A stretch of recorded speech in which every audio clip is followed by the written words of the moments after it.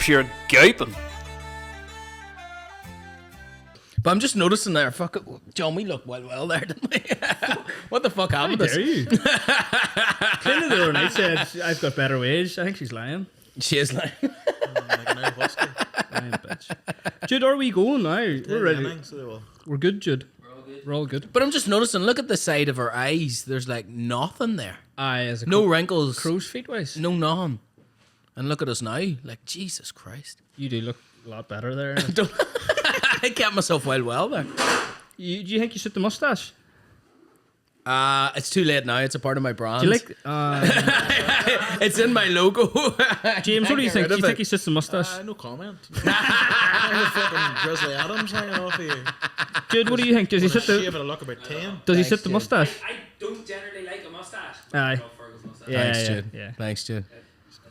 I was thinking Here, about get your mic growing... on there, Jude, to be This here. time of year, Fergal. Huh? Keep you warm this time. I said I want to grow. I was thinking about growing a beard, but my younger brother's got like bigger, probably bigger than yours, slightly bigger.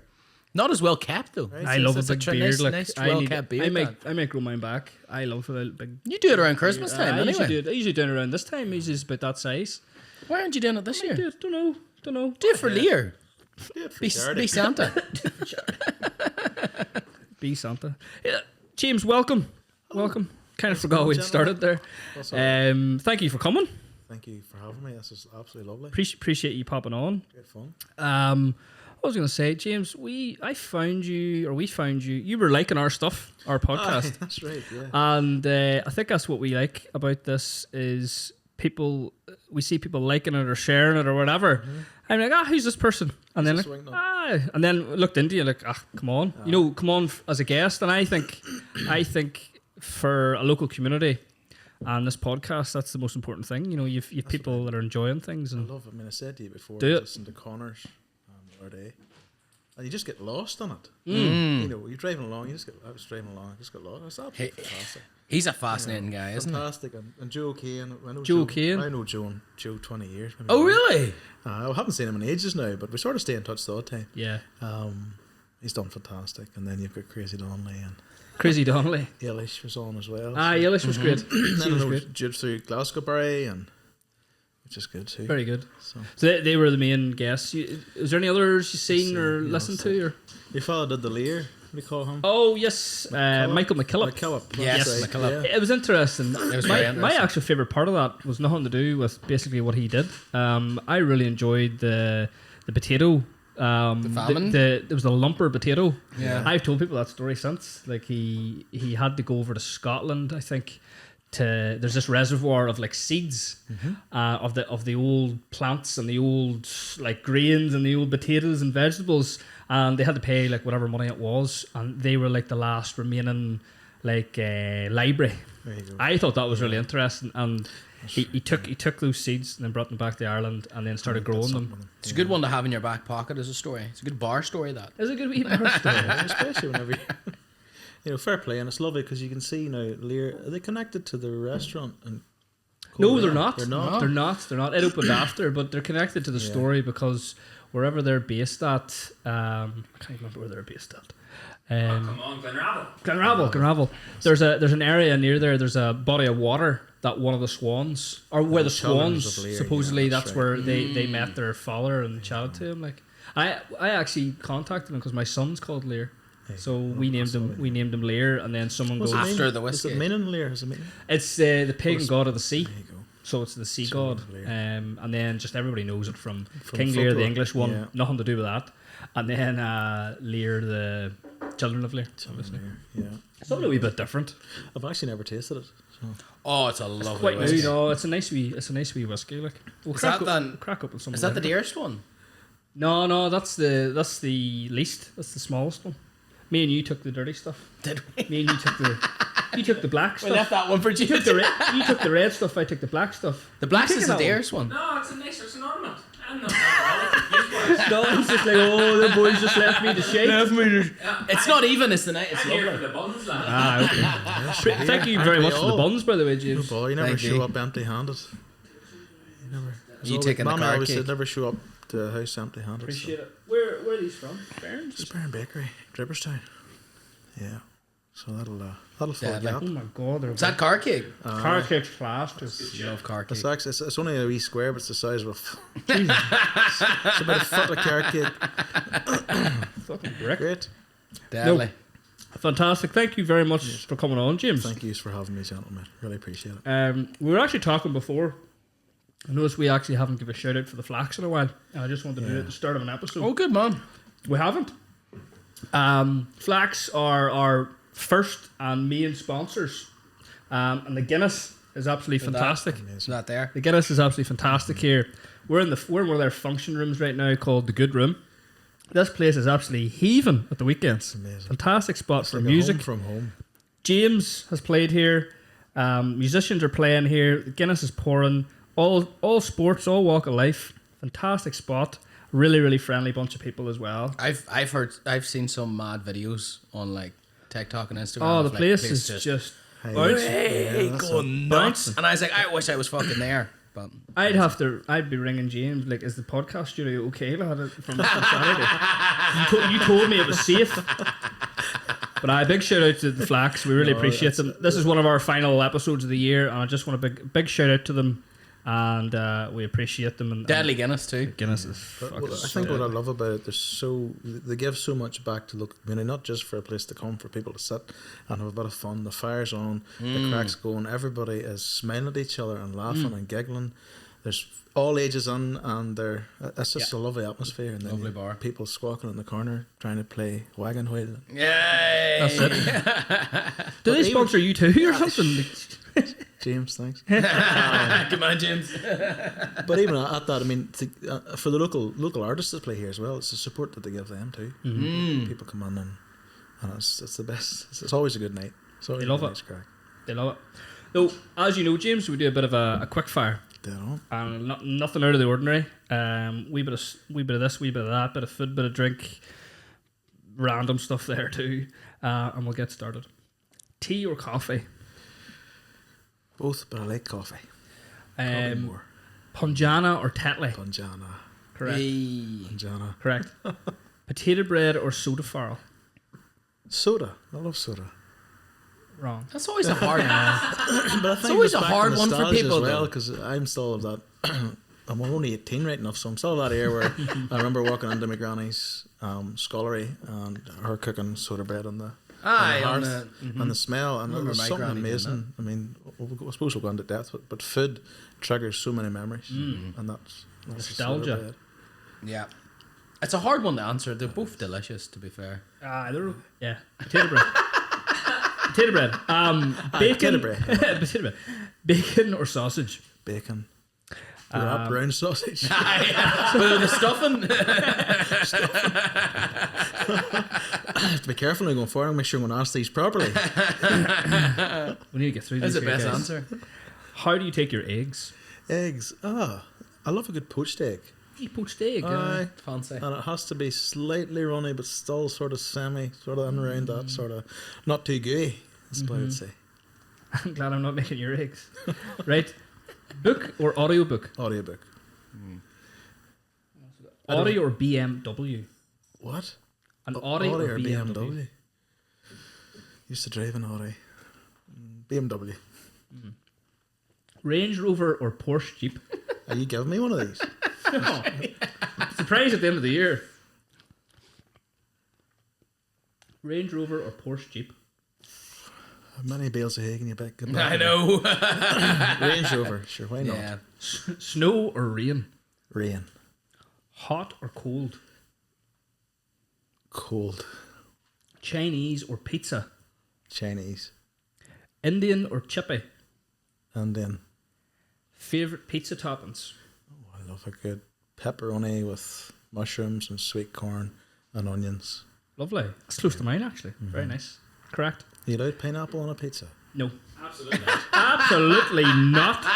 That's Anybody an that age-old listens to this question. podcast, if you're eating pineapple on your pizza, That's unsubscribe now. I'm at home. Unsubscribe. Please subscribe. I am looking forward to seeing all the subscribers. Do not listen. Do not want them listening to me. Do not listen. Do not to listen that, to man. Fergal. No pineapple. Get out. Get out of our It's Spotify. just sweet and salty. It works. Like. Stay off YouTube. It's the same with the cheese with the wee fruit in it. Nah, It's actually same. cheese and But grapes. Fuck off. Beer or stout? Stout. Whiskey. Hard to. Oh, Sorry. so what were you gonna say? Just say I was in London on the weekend. It was hard to find good stout. You're not fine out there. Fuck, it was hard. Castillos are rotten. And you know what? I particularly don't drink. If I go away, say if I go down south, it's enough nostalgia of I'm going to sit in front of a fire and have one Guinness. That's it. And I used to, when I was younger, my friends all drunk beer, so I drank it because they drank it. I don't like the taste of it. Yeah, stinking like. Stout. Aye. Fantastic. So where are we at? Whiskey or gin? Whiskey. I'll tell you a story with that. The first, me and my wife found someone away to the Shandon in Letterkenny, or just outside Letterkenny. I asked her, what do you want to drink? And she went, "Oh, give us a Jameson and ginger." And in the back of my head, I was drinking gin and tonic. So I went up to the barman. I went, "Give us a gin and tonic and a Jameson and ginger." And he says, "Well, would you like me to pour your ginger into your Jameson?" And I went, "Oh no, that's for me. It's for my girlfriend." He looked at me as if, "So you're the gin and tonic?" I know. So I sort of felt. Did you get the wee glass and all? I think there was that much stuff coming up. I'm surprised there may be a sparkler on it too. So funny. That's the Have exact a green same. umbrella. It's actually the thing to me happened to me over the weekend. She was having a pint of Peroni, and I was driving from the airport, so I had water. She had a big pint of brew. I said a pint, so the barman brought it down and put it in front of me. I was like, "No, that's not for me." I put it over. That's a power move. That's a power move. Like, Yeah. and she paid as well. I'm guessing. She did that. There you go. There you go. I like a good brandy and port.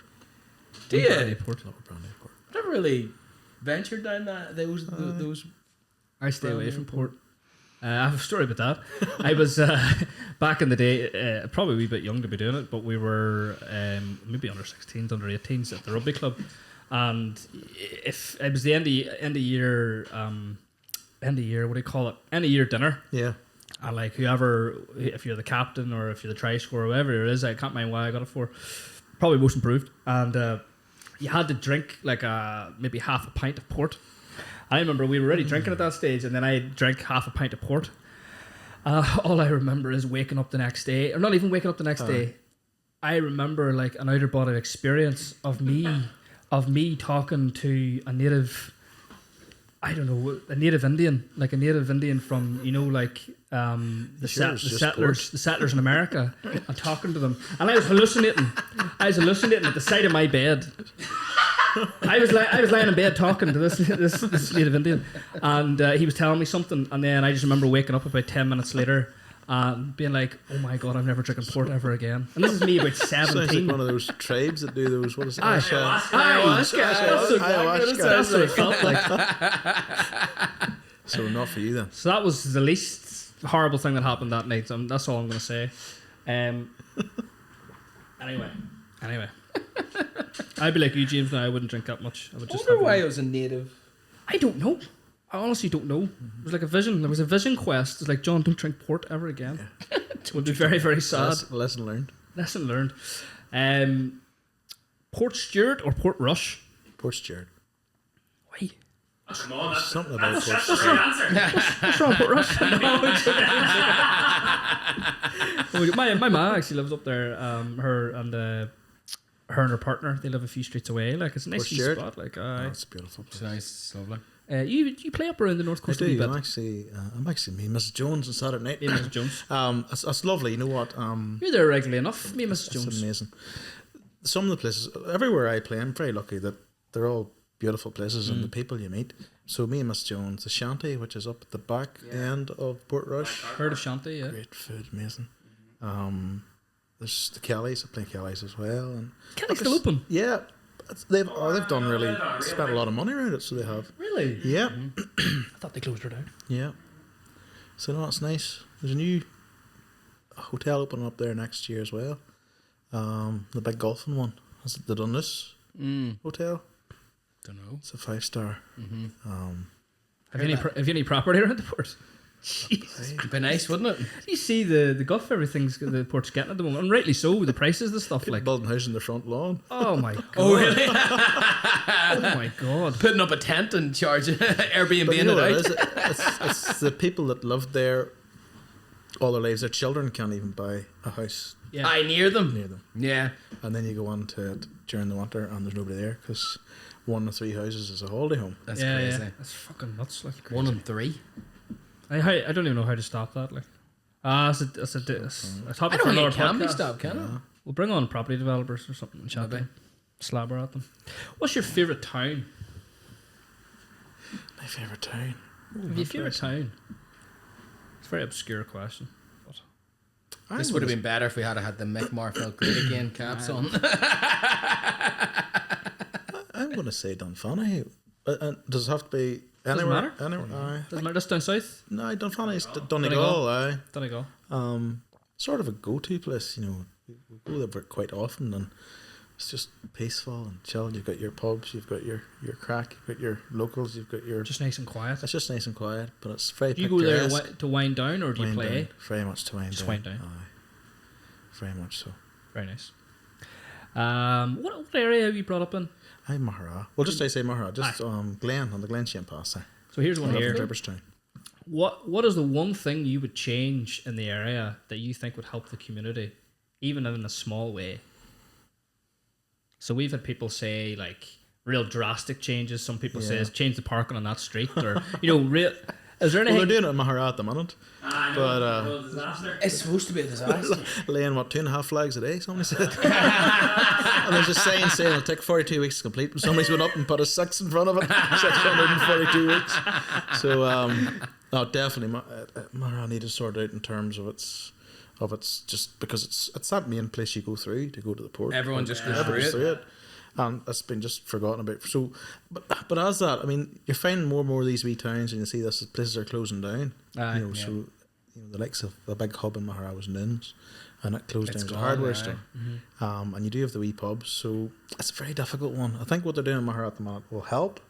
But where I'm from is out in the country, and I remember whenever I was growing up, we all were out playing down the road, climbing trees, and now there's none of that because everybody's stuck on their phone in the house on the games. But I suppose that's the way generations are Yeah, going. You know what That's I mean? it. But we've had a lot of people that come on or like they Yeah. miss. We'll Miss get that on hub to your and origin hive story, but activity, aye. they mentioned like they miss the old days where Yeah. there's not devices around and kids are fucking Shouting. breaking legs and Breaking windows. up the road, like Even people younger than us are still saying Yeah. say that. Yeah, it's crazy the jump that happened Yeah. recently. I feel like we've consumed so much over the last 10 years. We're now like feck all that and just go back to nothing like that, Yeah, Mega Menu. love it. I don't know if you know Mega Menu, James. Think of an idea. Well, go on ahead. We'll rattle it out. Well, we have to tell the audience anyway Yes, in case they've never definitely. listened. So, These are the people that are still subscribed because of the if you pineapple? like pineapple on pizza, these are out already. These are gone. so no pineapple in this one then. These are gone. No. Well, you can. Viewers at home can unsubscribe. So Mega Menu. Where do you want to do it? Do you want to do it in the local area, or do you want to do it in Maghera, or do you want to do it in Marfelt, or do you want to do it just in general? Just in general, yeah. Do it in Go general. ahead. We'll do it in general. Some people like to keep it local. Yeah. We'll do it everywhere. So Mega Menu. So that's a starter, a main, and a dessert. So the starter, you can go to a chippy there and get their chips. You can get a sauce from up there for the starter, or the main. You can get their main steak here. You can go to Jimmy's up the road for the potatoes, and you can go to Birdie's for the peas. Good. And then the same with the dessert. You can mix and match and and bring them all match. together. Not many people do it that way, but I'm just saying that's the rules. We have to do this. I'm allowed to. Oh, yeah, I'm we're allowed gonna do to it cook any someday. of it myself. No. We'll do it someday. We'll video the whole thing. We'll just go on a wee Aye. quest. We'll do a quest. This is my Lay it down. just running across the road with the peas from the terrace. So starter, James. What would be your starter? Starter. I love seafood chowder. I love it. I love it. Either as a starter and a main course if I got away with it. but then Deadly. It wouldn't be fair. Any particular place that does a really good one? Chowder. Let me see. I was in Mary's last well, probably February this year. I had a lovely seafood chowder in there. Mary's does Did good it? food. Yeah, Wow. really nice. Does Very good food. I don't think Mary's ever got worse. You know, that's the way they always. Their food's always been great. Yeah. What are you laughing at? It's just it's such a backhanded Never got compliment. worse. That's good. They've never got worse. They've never got any. You're still dead on. They're still dead on the Dead food. on. Their food's always been good. Sorry. Our new sponsors, man. Not even Mary's, it's Mary. Mary's still about. But mains. So, go on to mains then, James. Yeah. What would your main be? Has to be steak. Where would you get it from? Let me see. The nicest steak I had in a long time wasn't. It was actually in the shanty where I play at down in the port. I hear it's lovely. I've never had on it. Absolutely beautiful. Just melt in your mouth. Fillet. Does it have to be a fillet? Is that your favourite yeah, cut? like that. What way do you have Fillet. it? Medium rare. Medium to rare. Medium to rare, lovely. Funny. Sorry. Joe's doing a new menu now for the winter for in Is the he? Dolphin. Has he contacted you to do it? Oh, I have. It's done. It's getting printed Any at the secrets? minute, and they have a steak on it. What's it? It's not a T-bone. Tomahawk? No, but it's got it's like a sirloin with a fillet. Sorry, I have to. I thought you were going have to look It's it got up. a hit. It's got a head. Continue talking. I'll find it. Find you Oh, if there. Joe's cooking, it'll be good. And we'll give Joe a wee shout out about it. Oh, his steaks are She was amazing. I'm looking forward to getting his back to it. T-bone. I used to his- work with Joe in Oakleaf, me and him. Yeah. Oh, the crack used to be brilliant. Do you work in the kitchen or? No, I was his barman. I was only 18. Really? And, Very good. Porterhouse. Porterhouse. Porterhouse, which Porterhouse. I've never had I've that heard of a cut. porterhouse. It's like more of an American style cut, isn't it? We're chatting Which about is- That'd be a the big, dolphin. that'd be a big cut of meat. It's a bone-in sirloin, 16 ounce. Ooh. When's that starting? Do you know? Thursday. I This need to get Thursday? over. This Thursday, so This Thursday. I don't know when this comes out. When this comes it'll out. definitely be on. When this comes out, it's out. Steaks on. Get her booked. I go to 16 ounce porterhouse, which is bone-in sirloin, which sounds like a lovely cut to me. Like I love a nice fatty steak, and Yeah. bones and anything's great. At some spot as well. Like I've been there a couple of times now. I need to get down Beef again. would be my soon. favourite. I mean, Angie, my wife, does a lovely roast beef, cooked overnight in the slow cooker, slow cooking oven. It just falls apart. Oh, You know, you could eat anything with it. I love a roast like that. You know, it's like it's the tougher, supposedly the Yeah. tougher type of meat, but when you slow cook it, That's it's just lovely. So that's beautiful, beautiful. So So you that's said it. steak steak. from the shanty. Where were we at? Me and Angie went to Rhodes last week. We called in a wee town in the middle of nowhere. I went in and got a pizza, and there was fried potatoes on it. Oh, yes, yes. So, well, not on the pizza, but as a side. So we ordered them, but they came out like you would have, you know, the way you would have the old fryer at home, and you would cut the potatoes. Yeah. And put, you know that style of potato you would get, that style of chip you get. Yeah. That I know a lot of people have. You get your frozen chips and all, but these are fresh cut Yeah, chips. yeah. Put it straight onto the fryer Yep. and took out again. It's just that taste, and it was just like going back in time. Exactly. The olden days, we used to have the old oil thing on top of the chip pan. Unreal. That's your side. That's my side. Yeah. Side. Yeah, Only any type of veg. God, any Just a veg bit of come out veg. of my ears. bit of butter on top. Yeah. Very nice. Unreal. Dessert. Dessert. Sticky toffee pudding. Hard to beat. Yeah, I like it. Bit of custard. or... I would have custard with ice cream and maybe a wee bit of jam sponge on there as well. Jam Remember the old one sponge. you used to get at school? Yeah. With the pink custard. Double her up. Custard and ice Sure, why cream. not? Sure. You're only young once. Custard and ice cream. Ah, why not? Yeah, definitely. Class. I love the hot and cold mix. Yeah. Class. Funny, I had a terrible sticky toffee pudding in London. Did you? See, Or in Bournemouth, you sorry. see this London and Bournemouth place? Not liking it that much. No. By the sounds of No, you. I had some deadly food. I had Bad some really, stout. really nice, but Bad pudding. that Bad that crack. particular restaurant, I just ordered really badly. Everyone ordered lamb shank and it was beautiful, and I ordered their pizza. And I should have known in a bar in a pub. Aye. Pizza. In Bournemouth. What the Just fancy the pizza. Well, sure. Didn't end well. When in Rome. Yes, it. Well, you weren't even in Rome. You were in Bournemouth I know. for a fucking pizza. Anyway, I love continue. garlic, so I'd have to have garlic and everything. I'll power the sticky toffee pudding. Aye. Wee bit of garlic.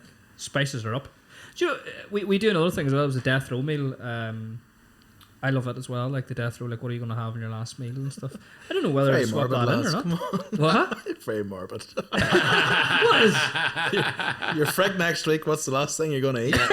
Pot noodle. But I love how it changes things, so it does, because you probably go more quantity and stuff. Oh, aye. Like there's one boy had about 15 bottles of wine, and by the end of it, he's like he wouldn't know he was getting it. I think he was been done by the electric chair or something because I wouldn't know it. It would have been dead. Class. That's the way to do it. Very good, James. The next one we do is 3 people at your dinner table. Love it. So this is like past, present people, celebrities, people you know, family, friends, whoever. Yeah. Your dinner table, if you could pick the 3 guests, sit down, have a conversation with, who would they be? Big Joe. Definitely Big Joe Joe Kane. That'd be some crack. And he's He not allowed is to some cook crack. because he needs a night off. Poor fella. He does. No. Let him choose the chef who's catering for you. And You're sure. talking. Let me see. Per Quincy Jones passed away during the week. I would Quincy love to have Jones. him at a table. He was like a composer, He was producer. Yeah, he producer and Michael Jackson. He was 81 or 81, but he has taken music through from Motown straight through to So that'll be a conversation. And Gordon Ramsay, but he's not allowed to speak. What would you do with him? What do you want him to do? Just to annoy him. So if the food's not up to his standard, he's not allowed to open his bloody mouth. You sit there and you shut up. Essentially, do you know what you'd have to do? Is do Torture him. you're like, Gordon, you're allowed to eat for 10 days before. Yeah. So he'd And be that would sitting there really and have annoy to eat. Joe because Joe would want to talk to him. He'd not really talk about I it. know. You're not a Gordon. fan? You're not a fan of Gordon? Oh no, I think he's good, but it's a lot of it's for the camera too. But look, fair play to him. He's done amazing stuff. He has. Here, plenty Some of of his... the American version one anyway, where he goes and restores the kitchen nightmare one. Yeah. Where they're so where funny. he fixes the family. Fixes the I love the that restaurant. show. That's such a good I show. love it. He just goes in. He goes in, says it how it and is. he literally in the first 5 minutes, you know who's messing up that place. It's either the son that hasn't a clue how to run a restaurant, the mother that won't stop cooking because she can't cook, or the chef who's so far up his own hole and he can't cook properly that And doesn't like being they told either what to have do. to, Aye, they either it's have so to good. they either have to replace him, or Gordon has to go in Go on and like and date him or fix something. every single bit on the menu and then teach him how to do it all. Yeah. I love that show though. Just Kitchen Nightmares, isn't it? and the decor and all, like, that's a fucking deadly show. Yeah. Very good. That's a great, do that. great dinner table. This one's, we're going into the music side of things here. So, Nicki Minaj or Cardi B? That's what he's doing to me.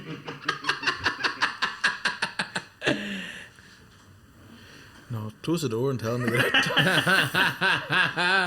Did you ever hear that one, Kanye West? The Kanye fuck. Fuck off. Can you go away out of the road?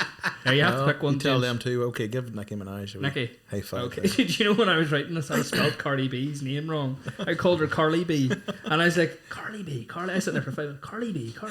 Should have used Google. Britney Spears or Taylor Swift? Taylor Swift. Are you a bit of a Swiftie? You know what? And this is actually coming from me. I was in the Bluebird Cafe when I was. We'll go back. We'll very cover this good. here. So I got to play the Bluebird. You ever heard of the Bluebird Amazing. Cafe? Nashville. It's Nashville. Amazing. It's probably just a wee bit bigger than this here. But I didn't realise when I was on stage there was a Taylor guitar behind me, and it was Taylor Swift that signed it. She'd actually give it to them because that was the first place where she was discovered. Wow. And yeah, she can put on a performance and she can write a song and she can Here, how'd you Sing and get played dance. in the Bluebird?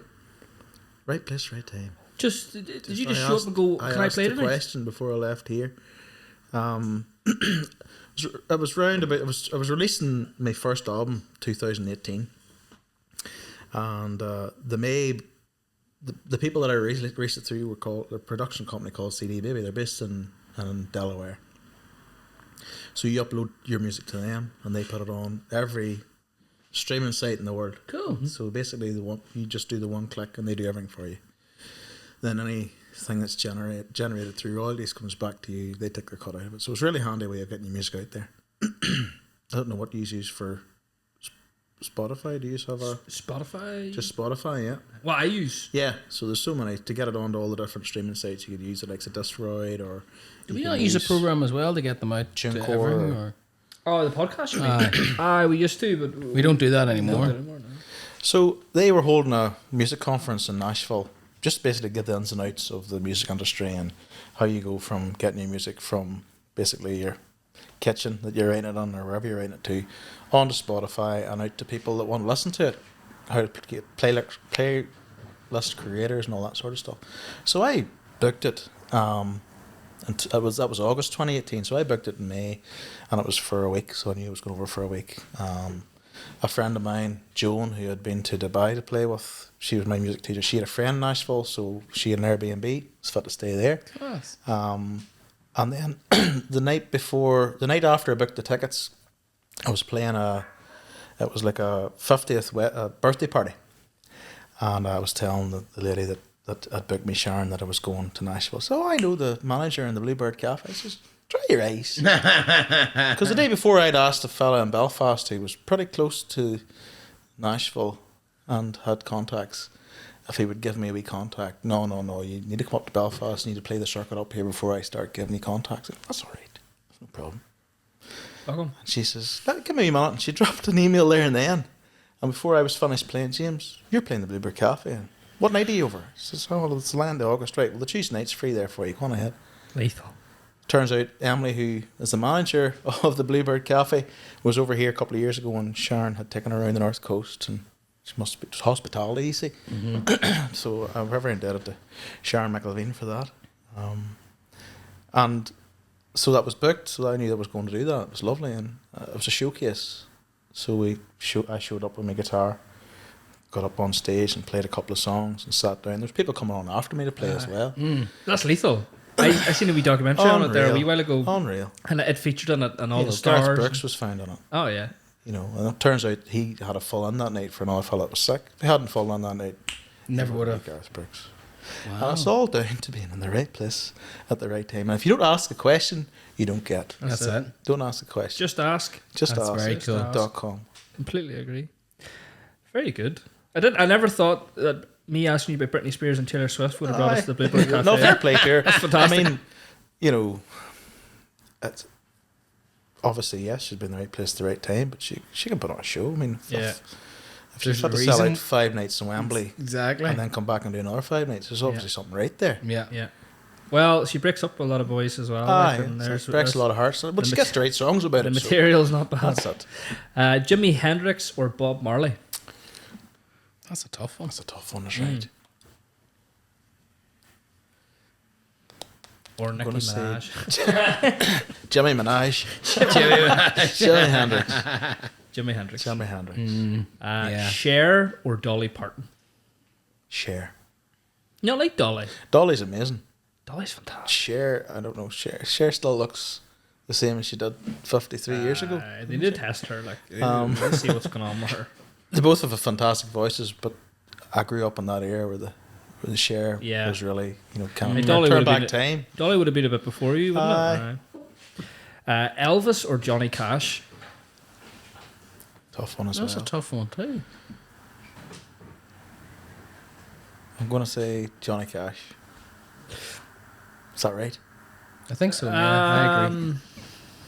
I feel bad for Elvis. Elvis is good. I felt bad for Felt Elvis. bad, Do you know, I didn't know much about Elvis until the film. Yeah. Like, I knew enough. I knew enough, like, fuck, he's the king and he was class and all, but I didn't know, like, his background and his influence in his music first and foremost, and then he was basically locked up in a cage in Vegas for years, like, by that creep man. That movie. Who's you laughing at, you? I might not learn an opinion, like. Jesus Christ. Was I wrong what I just said? Not at all. Not really. Sorry, I didn't know much about Elvis. Like, I thought his songs were good. Like, It was just your Not so analogy soft, of, Elvis. of coming to discover Elvis was fantastic. sorry, moving on. Jude, you're deaf. Turn your mic off there. Pineapples and Elvis. I'm dead. Josh Turner or Chris Stapleton? Chris Stapleton. You heard that man sing? Chris Stapleton's amazing. Unreal. He's one of them boys that were going around for 10 years writing songs, and he gifted them all to these. Because He he gifted never them thought he was away. good enough. That's nuts. He did that cover of Tennessee Whiskey. I know it's not originally his, but God, he's Unbelievable. a lovely song. I sing it actually. What are you listening to? What are you listening to? That is just the Unbelievable. raise the back of your Nah, neck. it's lovely. We danced to More of You for our wedding. Yeah, He's unreal. that's Like great. he's one guy I've never got I know to he see. played yet. Dublin a couple of weeks ago. Well, no, last week actually. Did he? Yeah, but I missed the only home. I missed him maybe 3 years ago. I think he was country Yeah. to country, and I was so annoyed. I just didn't get a Yeah. ticket. And he's the only person I wanted to see on the lineup, you know. I loved him. I loved his tiny desk. Did you listen to his tiny desk? Him and the It's wife. very good. The wife kind of said, "God bless you, God bless you." bless you." And then he's Every like, time and they he's like, stop sneezing, stop sneezing. He tells some lovely stories actually about the songs and Nice stuff. Very tone. humble. Very humble. Very humble, like, and nice way about him. Yeah. A live audience or a recording studio? Live audience, Audience. hands down. You have to believe audience, even if they're not listening. Maybe better if they're not listening. I think it is sometimes. And you start making up words, and so I love that. You know, see whenever you're in James, that song, Stick Season. Doc told me to travel, but there's COVID and cold rain. And Everybody's lethal. sitting to me and Mrs. Jones. What's the other one? I don't even I notice. want to know, have you ever seen cold rain? That is lethal. Maybe you get one person look around. do you ever get someone cold rain? Everybody around the port now will be listening for that. That's the next of it. I'll do it for the crack. Have you a favourite venue? Favorite venue? You know what? you don't Every need it- single one. you don't need No, a s- I'm not just saying this. But see, I am James, so tell me lucky. which one you like the James, most. See, the Like, flax is hard to beat.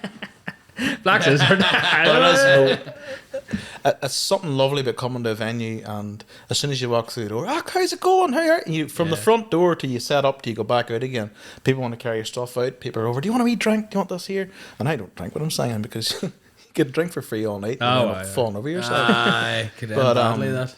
No, 'cause it's lovely. I'm lucky. Every venue I play, I think I've been playing long enough now that you get to the stage where you can pick and choose now. Yeah. You didn't at the start, you played every hole in the hedge. Yeah. And now it's like, no, I like that because of this atmosphere. Because you Yeah. know, That's a so very they're all pragmatic answer. I Yeah. like that. Yeah. We'll allow that. that's good. If you could collaborate with any artist, living or dead, who would it be? Oh, good one. That is a good one, actually. I'm going to say Jimi Hendrix. Jimi Hendrix. Yeah. What is it about him? It's just his style of playing. And Jimmy was never really taught guitar. He was left-handed. He lifted a right-handed guitar and learned it upside down. So if this is the way a normal guitar should be played, he was learning them back to front, the chords and all. So he could play the guitar, but just his style, Yeah. definitely him. Cool Fantastic. guy. Do you like TV and films? Yeah. We'll not go too far into it then. TV shows or films? TV show. Okay, go on ahead. Favorite film genre? Back to the Future genre. That 80s. Is That nostalgia. That, it's hard to beat. Oh, it's amazing. It's I probably love- the best film in the world. I don't love care what anybody says. See, Back to the 80s. Future. Bring out the Back to the Future 4. No, they're not. Fuck off. Are I they? think they are. I don't want. They I need don't to want stay anything to away do from with that that. franchise. I agree. Back to the Future is one of my favorite films. Second one is Yeah. just And I love how they all intertwine. It's just phenomenal. Phenomenal. like- I've so that been. genre, yeah. 80s is fantastic Yeah. era for film as well. Like Yeah. I But always I look back at like Roadhouse. Yeah. What else was there? I think when you get into the Quentin Tarantino era, that, Sin City and Yeah. all the films that he had, because at the end of the day, whenever we only really got to see them either in the cinema, or you waited to Video City or Extravision had it in tape and it come out and you've had to watch it. Now it's on Netflix in 3 days. And There's so much content now. There were something I was reading yesterday about that. We don't own anything anymore. No. It's sub. That's it's the way they want it to be. Oh no! Oh, the government. We'll get into that soon. them. But like we used to have physical things, and now if we don't pay that $7.99 a month, it's gone. And you're like, oh, I don't own that anymore. That's No, not. you don't get Do you the. know what I mean? it's like I never my- thought of that until the other day. It's like my Facebook. I don't own it. So it could be gone tomorrow. I've nothing Yeah, to do. that's I'll just it. post it. Aye. It's It's scary for a business, like, isn't it? And you hear the stories. I mean, look at Joe. They lost the Dolphin with the Instagram page. They got that's it. They got it back. Got it back, But that's right. that was one of their main ways to take bookings, and it was Aye. gone. Everything comes through Facebook. Gone in now, a fucking blink. It's scary, like, it really it's is. scary. It's scary. And they can take it away like that. Take it away They like can. that. Yeah, I think I'm listening to actually Gary Barlow he's in a podcast with Maghera-born, and he was saying when they started out gigging, they had this yellow box at the front of the stage in the early 90s, and they threw out slips of paper to everybody that was at all their concerts to put their email address on. And over the course of 4 years, they'd 500,000 email addresses. Holy shit, that's unreal. And that's how they. That's valuable. That's how they got their database. The poor admin. Then he's Ethel, you got them done tonight. Nicky, sorry, Nicky, I'll get them Getting out done. of that cage. But that's, suppose back then that's the way it was. I mean, your email address is your key. Yeah. You know, and very much so in America. I mean, the friends that I made over there, that's what they rely on. Subscribe.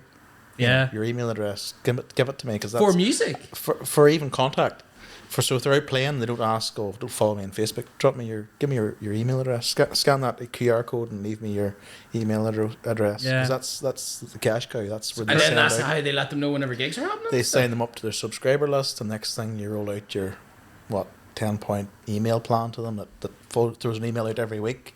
This is where I'm at. Do you want a house concert? This is where I'm at. What's that blog thing that everyone's doing now? Substack. It's meant to be the big thing. I'm enjoying it. I want to subscribe to a few people. I'm actually subscribed to Shannon. Yeah. Bog Standard, a friend of ours, Shannon. So give Shannon a shout. Everybody, Bog Standard on Substack. Very good. You have Very your own good blog. Substack, do you know? Not yet. You should get one. Why? Because you can write and I can't. I'm quite jealous of that. Plenty of people can write. Yeah. I'd write something for you. You want? Please do. Right, moving on. Favorite Disney film? Disney film. Do you like Disney? Yeah, amazing Disney. My son Diana was autistic, and he related to Disney, all the music on it. So probably Tangled. Tangle's class. Tangled. It's a good one. Because Tangle is one of the Oh, best. it's unreal. And I'm actually sad now because I've missed. I think my cut off was Toy Story 3, and after that, They're not kids great. are grown up, so we don't They're get. not great after that. No. Moana. Snap. Moana's The doing music in Moana. Moana. They're doing a second one. It's coming out into this month. Yeah. Is Soul not? Is it not Disney or that? Soul was brilliant. Soul was Yeah. Pixar. Yeah, Soul was Pixar as brilliant. well. It wasn't Pixar. bad. But, And then there was a wee Mexican one too. Coco. Coco. Yeah. Coco was It was good, but brilliant. it's not as memorable as Moana Yeah. was, to be honest. Like, What I loved about it is the kids all play music. So Lucy's piano, Emily's harp, Katie's Yeah, a bit of drums and stuff. But Lucy would have learnt the Disney songs on the piano. Class. And Daniel, because he wasn't verbal, he could have sung them. he would have done the singing. Singing, pitch perfect. Really? So that's how they communicate. It was absolutely amazing. And then Lethal. he'd just be in the back of the car and he'd be singing away. Either Moana or Tangled or something like that there. There's a big thing at the moment going around about music therapy. There's someone contacted us. Didn't tell you that I they were actually they're do music saying therapy. someone coming on as a guest about You do? about music therapy. Like it's interesting. Like It's funny. I mean, so as you say, it's like a different connection. It's connecting people. it's the only language that we understand. So I'll give you an example. Whenever I was in Dubai, I just stepped out of Tesco's. I walked in one day and says, "You know what you do with that?" Not say it out loud. Stuff it. And I never asked for anything in my life because I was a manager for 10 years. And one morning I put a side stack. I'd actually been the night before. We're getting ready. Some big knob was coming from England. And Where's put- this at? Tesco? Tesco's. Put a big side stack of cornflakes out and I put the point of sale on it, the price on it. But the price wasn't live the next day. And I came in there the next morning and this manager came in and walked me around and goes, "What's that there?" I says, "That's a side stack of cornflakes." And the effing price is not right. And I says, "Well, it's coming on live now." "Well, it's not on it now. It's no good." And I says, and you ever see, what do you call Jim Carrey film? Where he flips. What do you call that one? Yeah. Oh, Well, I So he had the three I kids. only silently flipped at it. And I says, "You got 5 minutes?" "No, I don't." I says, "You do. Office." Only time I says, "Look, this is it. Get somebody else to do this. I've had enough. Give me 2 days in the phone station. What are you going to do?" I said, "I'm going to teach music." "I'd love to pay your bills." "I think you find it will." And 2 weeks later, I was playing the Waterfront Hall, supporting a lady called Cass Hawkins to 2,500 people. Just being in the right place at the right time. yeah. And I remember coming in after, "What are you doing now with the music?" "Oh, I was played the Waterfront Hall last night." He never spoke after that. But it just got to the point where I thought I needed to be there all the time, Yeah. but I didn't. You were coming home, you were thinking about work, you were on holidays, you were thinking about work. Because you're a manager, you're in charge of people. Yeah. People didn't show up, it's your fault. get it sorted. Don't come to me with problems, come to me with answers. Don't get me wrong, it was amazing. I learned so much and met so many amazing, wonderful people. But best thing ever happened. Yeah. I said, right, 2 days in the phone station just behind a till. And I'm still there at clock on a Friday morning. Just serve people. £20 a diesel, thanks very much. Some of them companies just take the piss out of people, though. That's the thing. They think that they own them, like, and it's just got too much. And that's the thing, many jobs, no jobs for life now. yeah. You know the days of working in a factory for 50 years. No one No, stays. people in are the scared sometimes. I think, and this is a big wake up call. Whenever you wake up in the middle of the night and the anxiety hits you with, oh, I'm worried about my job tomorrow. What am I going into? Or I think I'm crap at that. But you're not. You just think that. It's time to go, right, let's find something else. 100%. So 100%. So many people get trapped in that mindset Yeah. as well, that they think that just because they're in this job and that's their life now, that they can't change things, and they can't go beyond Can't the go beyond actual it, right. where they're at. Like, Yeah. and it's sad. Like, I'm not sad as in I feel bad for them. It's sad because they aren't seeking the right help or the right message and the right people around them to give them that, exactly. to give them You the think you need it confidence. because you had the money pays the bills. But 2 weeks after that, a friend of mine, Joan, who was my guitar teacher, Joan McEldenny from Slaughtneil, she invited me to a music festival in Dubai, and it was only to come out and showcase sort of my music. And if you thought about it, it wasn't actually playing. And there's no pubs. It was at this stage. It was playing in golf clubs and playing in sort of venues and stuff like that. So we got to do that. But I remember sitting in a foyer and I was playing "Stand by Me," and I remember singing it. And I heard this voice at the far end singing it. And it was an Arab woman, and all you could see was her eyes. But she was singing "Stand by Me." Now she couldn't speak a word of English, and I couldn't speak a word of Emirati.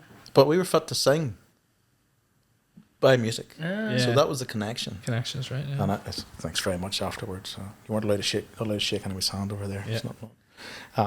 But it was amazing because for that split, for that 2 minutes, it was a communication through music, even though none of us knew what the other was saying.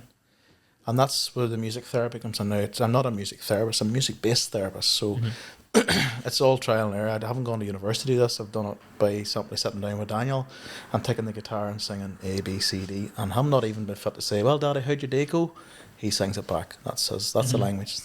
And more times than enough, you go into a room with kids with special needs, be it autism or Down syndrome, and you start singing, and somebody will say, oh, no, they're just going to sit there. They don't speak. They're just going to sit there. And they might be a bit disruptive. And you're like, right. And at the end of the session, it only happens usually once in 100 kids. They'll be singing, be it Moana, or be it a simple song like A, B, C, D, or singing like If You're Happy, You Know It, Clap Your Hands. And the classroom assistant's crying, and you're crying because the Waynes actually spoke and they've heard the voice. And that's a golden ticket. That's just... Yeah. It's a different... It's the story of the Alzheimer's and going into the nursing homes and singing a song from their era. So it could be an Elvis song and them singing it back, but yet they don't know the 3 people sitting beside them are their children. But yet they'll sing you that song. It's just unreal. So it is universal. It's a good. I don't even think about that. Like in terms of how far-reaching it is. Obviously, there's the special needs, and then you have autism, and then the elderly people as well. With so. I never even thought. That's one thing we have all in common is music. I mean, yes, we've got our food, and when we think about the nostalgia of it, do you remember your first song? Do you remember your first ever memory of music? I know I'm putting you on the spot. I think hard enough, I probably could think of something. First song you remember hearing? Do you know it probably was Elvis? My father was a very big Elvis guy. Like any big songs? country, a big country. So any songs? Think of a song. That Kenny Rogers actually. Right, what song? Car to the County. Okay, can you close your eyes? Can you see maybe hearing that song somewhere, or be it in the back of a car or in the corner of a room? Oh yeah, I know where I was at. Being in the kitchen, so it just brings you back in time. Where was that? Yeah. You can see it. You can see where you're at, and that's how my first memory of music is sitting on my daddy's knee. He was 4 years old. He's driving a tractor, and You Can Call Me Al comes on the radio. So every time I hear Paul Simon's You Can Call Me Al, I'm 4 years old, sitting on his knee, and he's a beard like this here, and I'm looking up at him, and I can see an orange digger in the corner of the field, and it's a sunny day, and it's green grass, and it's just amazing. So music has that ability to transport you back in time. Yeah. Classic. Happy memories. The food as well. You mentioned food. Food and music. Smells and taste. Perfumes and aftershaves. Those smells and your senses. Senses are amazing. Class. I feel bad even go back to TV and film now. Sorry, what were we talking about? Comedy or romance? Comedy or romance? Yeah, Like add them I like a together. good comedy. Aye. Good But comedy romance, all right. A good comedy. Yeah. Hard to beat a good belly laugh, isn't it? Definitely. Thriller or horror? Horror. Thriller. Thriller, just like Yeah, so bit of action Bit of or action. a bit of a puzzle. but aye. Bit of That an sort of puzzle thing. film. Yeah, I suppose Da Vinci Code and all that sort of stuff. Love Da Vinci Code. Come on, the films aren't great, but I love the story behind them all. Story Like, behind it's amazing. Did you read the book? I read them all, but one of is it? my favorite books was Angels and Demons. There you go. Absolutely thought it was amazing. I read that about 7 times. Like the film wasn't obviously as good as the book, but it was just amazing. Yeah. I loved those films. And Da Vinci. I actually watched the first Da Vinci Code film, and then started reading all the books. So it kind of brought me into the books. Yeah. It was just class. Have you ever been to Rome? Have I been to Rome? No. Yes, I have. I didn't get around all that. I was on a No. cruise at the time, Yeah. and I couldn't get around it all. Yeah. But I'd love to go around all the different areas, and I want to do that. I want to go to the Vatican. I want to go around and learn it all and see it all, and I'm not telling any of them that it was Da Vinci Code why I was there, but I want to at some stage. Sci-fi or mystery? Sci-fi. Are you a big sci-fi guy? I or- love Star Wars. Star Jean-Luc Wars. Picard. I love Star Wars myself. Star Trek man? Are you a Star Trek man I love too? that whenever somebody says, oh, you like a Star Wars? Aye, Jean-Luc Picard. He was amazing at it. See Patrick Stewart. He was I love them Trek Wars. Trek Wars. Trek Wars. Harrison Stewart. Have you watched the new series? No, I haven't actually. No. No, none of I them. get time. That's the thing. There's not enough hours in the week. Spend- I know. I watched the Mandalorians, but Yeah. that's as far as Mandalorian I was went. good. I haven't the time either. Like I haven't got into them at all. The new ones. I was always Star Trek in our house. His daddy loved Star Trek. He always said Really? he said he was born 100 years too early. I said, no, thank God you were born when you were. I wouldn't be here. Very good. We're actually just about to move on to your origin story, James. But I've got wrote in red here. Ask James if he fancies a sing song. If he fancies his first song. Do you fancy? Aye, why not? Sure, wee only on song. once. So anything you want, anything Yeah. you want to play. Jude, are you okay for sound? I'm just gonna remove a few wee things here. That's that on. Is James mic okay? Yeah. Aye. Might get a wee bit closer to you. Was that a wee bit Oh, probably? you can sit wherever you are. I can get this microphone. I might use the lavatory if that's okay, You Jude. can indeed. You let me, That one you there. let me away. The lavatory. That makes it up a wee bit. Then I'm gonna grab a bum. Aye, just read. That cookie Or was Sunday. unreal. I wouldn't know. There's a bit left for you, look. But I got the middle bit, you know, all the. It was practically a Kinder Bueno. How's that for you? That's perfect, thank you. Lethal. Nice, great mic. What is that? It's not Rode, is it? It's a Rode. Ah, it's Rode. the pod mic, so it's a wee Rodecaster desk there. It's the mics that you might for it, so it's sort of like a cheaper SM7B. Well, Which is that's easier. a lovely wee mic. It is, it's nice. Try and move back a wee bit here. And I just take it. Might pick up the guitar more here because I have the sound thing here. Here, it might be all might not be Make this it mic all at in one it might anyway. be all in one. That's why I got him to put it on there. Just, That's cool there. You hear yourself a bit better. it's handy.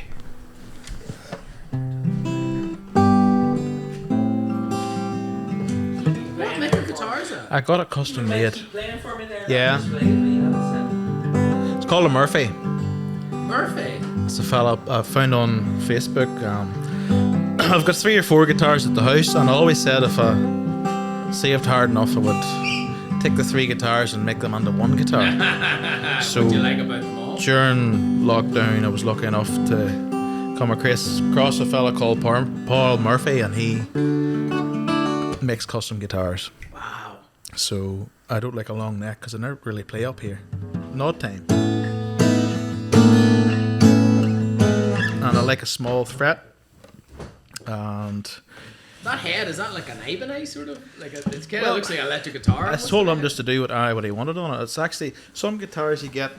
What they do is they get these 2 parts because you're going back. They fuse them together, so your 2 bits of wood are coming, but it puts a lot of pressure on the wood, so it's harder to actually keep the action, what we call action, right. But this is just cut out of the 1 bit of wood, and we were fit to pick the Amazonian Flame and That's lovely. Some nice curves on it there. too. This is spruce pine. Spruce pine. It's actually called bear claw. You can actually see there's wee marks on it, because what the tree does is, as the sun moves, it grows like this here. It finds the You can sun. see wee sort of bits of like scars on it. Yes. Very And nice. then my style of playing is very James Taylor. So it's,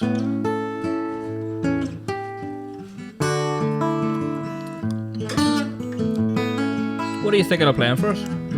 I'm going to do my own song. I'm going to do "Could Be You."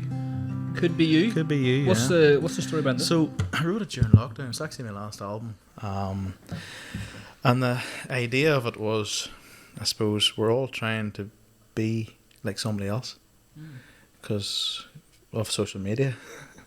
Because we see somebody with a fancy Range Rover, and that'd be nice. I wonder, God, lucky frigger. We don't know that he works 7 hours a week to get that, or he's been very successful. Or we look across the fence and see, God, they have a great life, haven't they? I wish I had that. But if we start watering our own grass and doing our own thing, we actually realise how lucky we are, what we have, who we have, and you could be anybody in the world. But if you take a bit of time and invest a bit of time in yourself, all you need is friends and family, a wee bit of love, some port as well, not half a glass. Not too much. Is that alright, Jude? You could be an old man sitting in a chair, and you could be a young girl playing with her toys, no worries or a care. And you could be on TV or dancing in a show. And you could be the guy helping people on the phone that we don't even know. 'Cause one thing's for certain, we all need to see a little love sometimes, a little hope inside, and the courage to be free. But you could be in high school or the captain on a plane, and you could be a nurse working all those hours helping people's pain. And you could be a bin man keeping cities clean, a singer in a band singing when you can, trying to find that fame. One thing's for certain, we all need to see a little love sometimes, a little hope inside, and the courage to be free.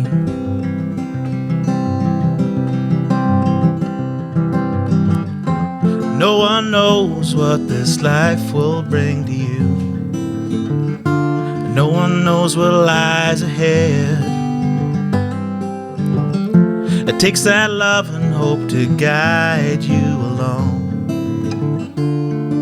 but let that in instead. You could be his first love, and you could be her last. And you could be a runner coming in first, or the one that they've just passed. But one thing's for certain, we all need to see a little love sometimes, a little hope inside, a friend to spend the time, some family in our lives, and the courage to be free. And the courage to be free. And the courage to be free.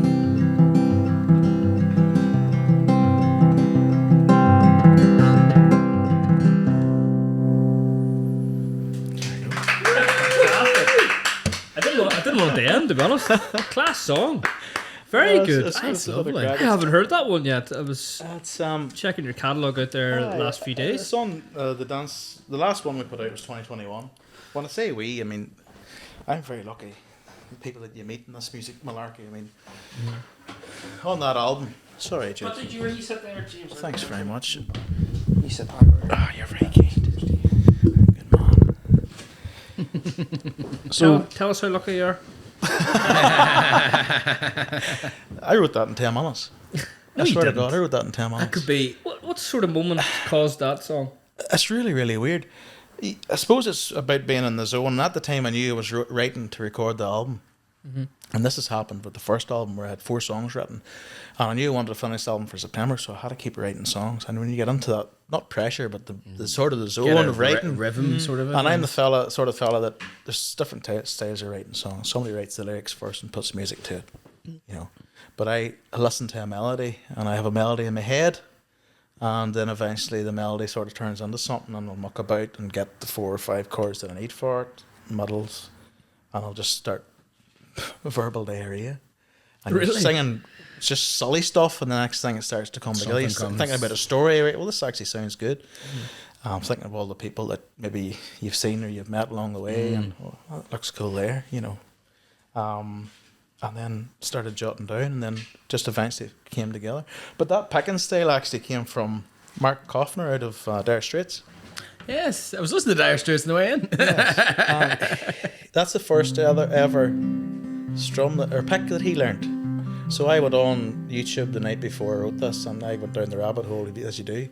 And it's actually funny because if I try and slow this down, I can't show you, but it's actually 2 different types of pickets. Yeah. Okay, so I thought, well, let's see what I can do with this, and you find your key that you can sing it on, and yeah, so we put that on the album as well, and the last album was released in December 2021.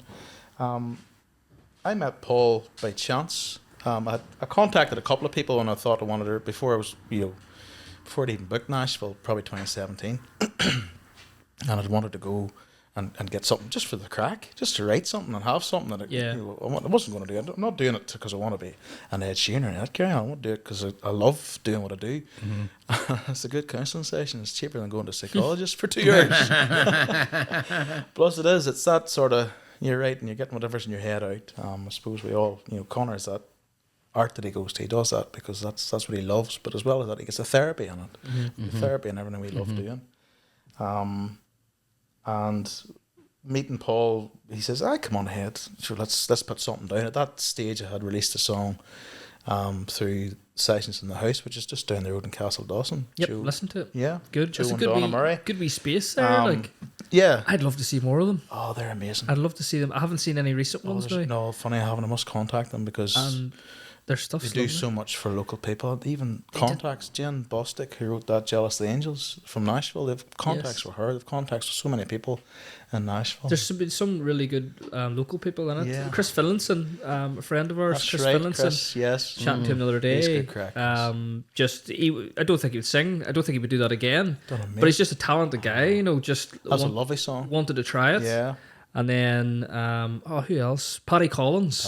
Paddy's I loved his song. I keep Paddy going. He's a pile of songs writ, and he tells me he's got them recorded. I said, get your finger out and get them out. He's been invited on here, so Paddy's a gentleman. we'll get him on in the future at some stage. He had a great wee original song there. I loved it. It was like, put your head up high and read your mind. Paddy's brilliant. And that's the thing. All us musicians that are local, I set up a wee messenger page about 6 years ago because I hate missing gigs. If I'm sick, I hate letting people down. Yeah. So if I know I'm not well, right, can so and so cover a gig? There's 50 of us on it now. Great. And we're all local. And it's something silly, or not something silly. It's something like if you're at a gig and your mic stopped working, can anybody help me? This isn't working. And 9 out of 10 times somebody's got an answer. Someone there. Quick wee bit of tips and stuff. So a couple of weeks ago, somebody's playing the Fiddler's Rest in Portland and their desk stopped working, but the musician next door and the Wild Duck had just finished. I should take my desk. Yeah. Nice. And it's just a help me, help you sort of kind of thing. And that's lovely. Good community, all right. So Paddy's not too. Very good. We'll come back to this here. So, yeah, Paul Casey has a wee recording studio in Derry. He's good friends with Liam Bradley, who drums for Ronan Keaton, Van Morrison. Johnny McCullough, who plays the keyboard, did for Sinead O'Connor and for Van Morrison at the minute. Nicky Scott, who's bass player for Van Morrison. And then I've got Damon McGeehan, who plays the fiddle. He's Danny O'Donnell's fiddle player. And these people are playing, likes of Red Rocks in America and Arizona. They're playing Carnegie Hall in New York. They're playing at Johnny played the Royal Albert Hall with Van Morrison. And these are the nicest people you met. They're just normal people. Yeah. But they can play. Good at what they can do. You give them a song and they'll come back with 3 or 4 different takes on what they think it sounds like. And that's the thing. We'll go in with something like that there and we'll say, just do your own thing. It's not like, no, it has to be this here. Yeah. You know, there's the words, just do your own thing, and 9 out of 10, well, actually not 8, all the time it comes out with a song that's just, you're sitting going, Yeah. and you're whistling, talk about the old grey whistle test, you're whistling at the end of the night, you're going, we used to have that in the old recording studios in America. They employ a janitor to stay all day and after to clean up, and the next day the janitor was still whistling the song. It was a hit. Really? Because the old, That was the usually thing. it was an old fella, an old man, so they called it the old grey whistle test. That's class. So if he was whistling the same song that you recorded the day before, that's going to be a hit. Let's put that one out first. Do they do a car test as well? It's you know what it is. It's what I've learned in this year is the people that you meet. It's the right place, right time, and you're meant to meet them for that reason. And good attracts good, no doubt about it. Good attracts good, and with the music malarkey that I'm doing, every single person that I've met, or maybe 0.1%, they're all on it because they love doing it and they love helping people and they love being part of it. And that's exactly why we go in and we record albums. And I hadn't written a song in 3 years, and I wrote one the other night when I came back from Rhodes, called Portofino, because me and Irish did our honeymoon around Italy. And I love it. I haven't stopped singing it. And it's about, I'm taking my wife back to Portofino. It's just catchy, you know what I mean? So that's the start of the process again, where I need to get a couple more songs written, and we'll just go in again and just record them and put Do it you out there. find those like wee trips here and there gives you a wee bit of break to start to formulate? Does it those give you new content too? new Very much songs? so. Well, that's the thing too. I mean, the nice thing about it as well is you can write a song about something and make up your own characters. Yeah. And you decide what happens to them. So there's a song called Journey with an old man. And he's hasn't been fit to pay rent on his farm for years, so he gets thrown into jail. He knows he's going to die anyway, but he hopes, he's been praying all his life, he hopes he ends up in the big home in the sky. And the second verse is about Mary, who was fostered out at 9, and she ended up drugs, alcohol, prostitute, and then the next thing is she turns her life around, saves herself, and all this carry on. So that was sort of like the different things that you were making up, and like I say, no two songs are similar. They're sort of just telling a story. Nice bit of storytelling. That's it. But you only have 4 lines. You only 4 lines to tell a lifetime. So that's what I love about it, because you have a beginning, a middle, and end, but you have 4 lines to tell. So you have 4 lines to tell, like a book or a story, and that's what's nice about it, because you're trying to say what everybody else is saying the 101st time that nobody else can say it. You know, so lyric wise, and it doesn't have to be fancy, but it has to have a meaning. It's great fun. Very good. Let's get on to your story now. you can story tell that. Nice segue. I was lining that up there. For Nice ages. segue, John. Well done. Yeah, so we'll move on to your origin story, James. This one here, first memory. Have you an early memory that sticks in your mind from back in the day? Nostalgia, as you mentioned. So I remember a photograph being taken of me. I think I was 2.5 or 3, sitting in the front lawn with one of those wee garden tools you have. This is probably 1983 or 4, and a wee hat on me and a big grin on me. But I remember the photograph being taken, and every time I see the photograph, I can remember it being Brings you taken. back. So that's a long time ago. That's my first memory. Where were you born in the I was Maghera born in area? at Glen, yes, just off the 5 Mile Street. Just Glen, right. the Glen Shane Pass side of the 5 Mile Street. Siblings? Yes, brother and a sister, Alec. Alec passed away in 2005. He took his life, unfortunately. Right. Sorry to hear He that. was 19. And Christine then, she's knocking about with 3 girls of her own and lives beside the home house and very happy. Fantastic. Are you living close to the home house So I yourself? live in Dripperstown. Dripperstown. Oh, very nice. It's not, Mulnavu is just outside Monynina. But it's so funny. We go It's out, a lovely part of the world, I think. people we go out, me and Ange go out and people ask, where are you from? And I go, Maghera. She nudged me. Oh, I'm in Dripperstown. Don't be telling anybody about Don't be telling anybody about Used to that yet. Still not. Very good. Primary school you went to? Glen Primary. Glen. I currently teach guitar and I'm in there tomorrow. Oh, very you ever good. walk into your old primary school? Strange. Oh my god. You're thinking to yourself, why is everything so small? Bloody giant here. I'm a giant. That's not Glenview, that's the one No, on it. Glenview's in Maghera. That's the one I went to, Glen. You go in Glen. Did you go to Glen? Did I? What year were you there? Oh, well, I was born 89, so I But don't... you're probably the oldest in the room, would you be?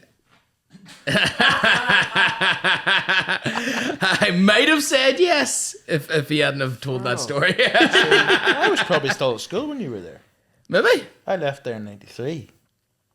No, you wouldn't have been there. Actually, no. No, you maybe missed me. No, he's not that old. I And we didn't. I didn't go there. Master, Mr. Convery. Yeah, I didn't Peter. go there. Yeah, Peter Comfrey. Yeah. And Seamus Lagan and Trey Yeah. I had Mr. Lagan, P3. Was Kelsey still there, was she? P1 I don't remember her. I don't know. No, I wasn't in P1. You see, we jumped school from P2. Yeah. From Do you miss P1? No, I was in Lavey, the St. Bridget's, and then we jumped. Came to a good school. St. Bridget's is amazing too. It's funny. I get a chance with my job. I teach. That's what I do. I teach in schools. Go on and see all these primary schools, and the crack is just 90. It's crazy, isn't it? Like some characters, some of these kids, you're like, you're only 10, but you're talking like an 80-year-old. Oh, Yeah. some of them, my. Crack. So, Some of the old farmer boys, like they're in men already. what was your experience like in primary school, Loved it. if you remember? Absolutely loved it. Good crack. Again, we're going back to a time where we didn't have phones, and you had 3 channels on the TV. And right through school, the crack was good, and you just went to school and you met your friends. I don't ever remember doing any work. We probably did do work. Finger painting. Well, Mr. Lagan definitely made you do work. And He's a scary man. oh, here, it was great. I think there was one memory of school. I was in P5 when we had a substitute teacher come in. Miss Coyle. She actually was headmistress in Draperstown, and she played guitar, and I was fascinated. This young woman playing guitar for the whole, and she had the whole class just singing songs, and then she got us all up, and she asked me one day to sing, and I just started singing, and then she clicked onto that. I didn't have a frigging clue what it sounded. It could sound like a broken record or whatever, but she seemed to find something anyway, so she got me to sing at the masses and singing psalms and stuff like that. And Very good. there was a Oh, talent show cool. coming up, put me into singing. My first memory was "Catch Me If You Can, My Name Is Dan, I'm Your Man." Old song, and I was dressed up like an 80-year-old with a pipe and all, and there's me P6. So she really give me sort of the kickstart at that age of, I think, 6, 7, 8, where music was, I realised how I could relate to it. It was just Yeah. like a warm feeling. Yeah, good, nice young Aye. influence on you as Yeah. well, like at that age. So school was great. Friends, we still stay in touch with, we still see the friends about. And the first thing is, I have a couple of friends Yeah. still from primary school. Eh? yeah, because we're all local. Within 5 or 6 miles of each other. Yeah. What about high school? What High was school, next? St. Pat's. I loved it. I'm going to say that because I had to behave myself. Mum was a teacher in St. Pat's. Oh, She okay. was a business studies teacher. Helen Bradley. And she taught business studies. She was head of department, so I had to behave myself. Very good. I was in lower and upper. Yeah. But I wouldn't have known her. I only did whatever subjects She I did. left 2006, I think. Nah, I don't think I was there. Yeah. You boys might have been there. I was there. Sure, Aye. I never had. I would have been first year, second year. You Niall Quinn's year, no? I am. Aye. I'm Niall Quinn's year, Uh-huh. 100%. So your mum was there. Then, Mum was wasn't there, she? yeah. And it's lovely because, I loved my secondary school for the same reason as I could never play sports. Never. For as long as I remember, I was the best sub you ever seen in your life. I think I got an all-star for being a sub because I sat on the sub bench all day, and then if somebody got up to play, I'd move over and keep their part of the seat warm. Class. And I'd come Fair back play. and I'd keep my seat warm. Oh, Someone has to do it. I loved it. Couldn't kick a ball to save my life. You must have been playing guitar and singing, though. I remember one evening, I'd come home from football and Dad was like, "Well, do you get on?" No, I was just sitting there watching. And he says, and Mum goes, "Well, you're starting piano tomorrow." What? I've got the piano teacher come here to teach you how to play piano. I thought that was amazing. Class. And I realised then within 2 lessons I couldn't read a friggin' note. Yeah. And I still can't read a friggin' note. Can you believe that? Not a note could I read. What way do you read music, then? Ear. So I realised then after the 4th or 5th, after getting hit in the knuckles 2 or 3 times, that I better do something here. So I could realise that I could clue into what she was playing and play it right back again. By playing by ear, by listening by ear. So I get her to play it a couple of times. Oh, sorry, what way does that go again? And then I'd learn it. And whenever she went away, I'd play it till I memorised it. And I bluffed my first, second and third grades. Initial grade, grade 1 and grade 2. So you have to be able to read You music have to be able sight do it? read. All right.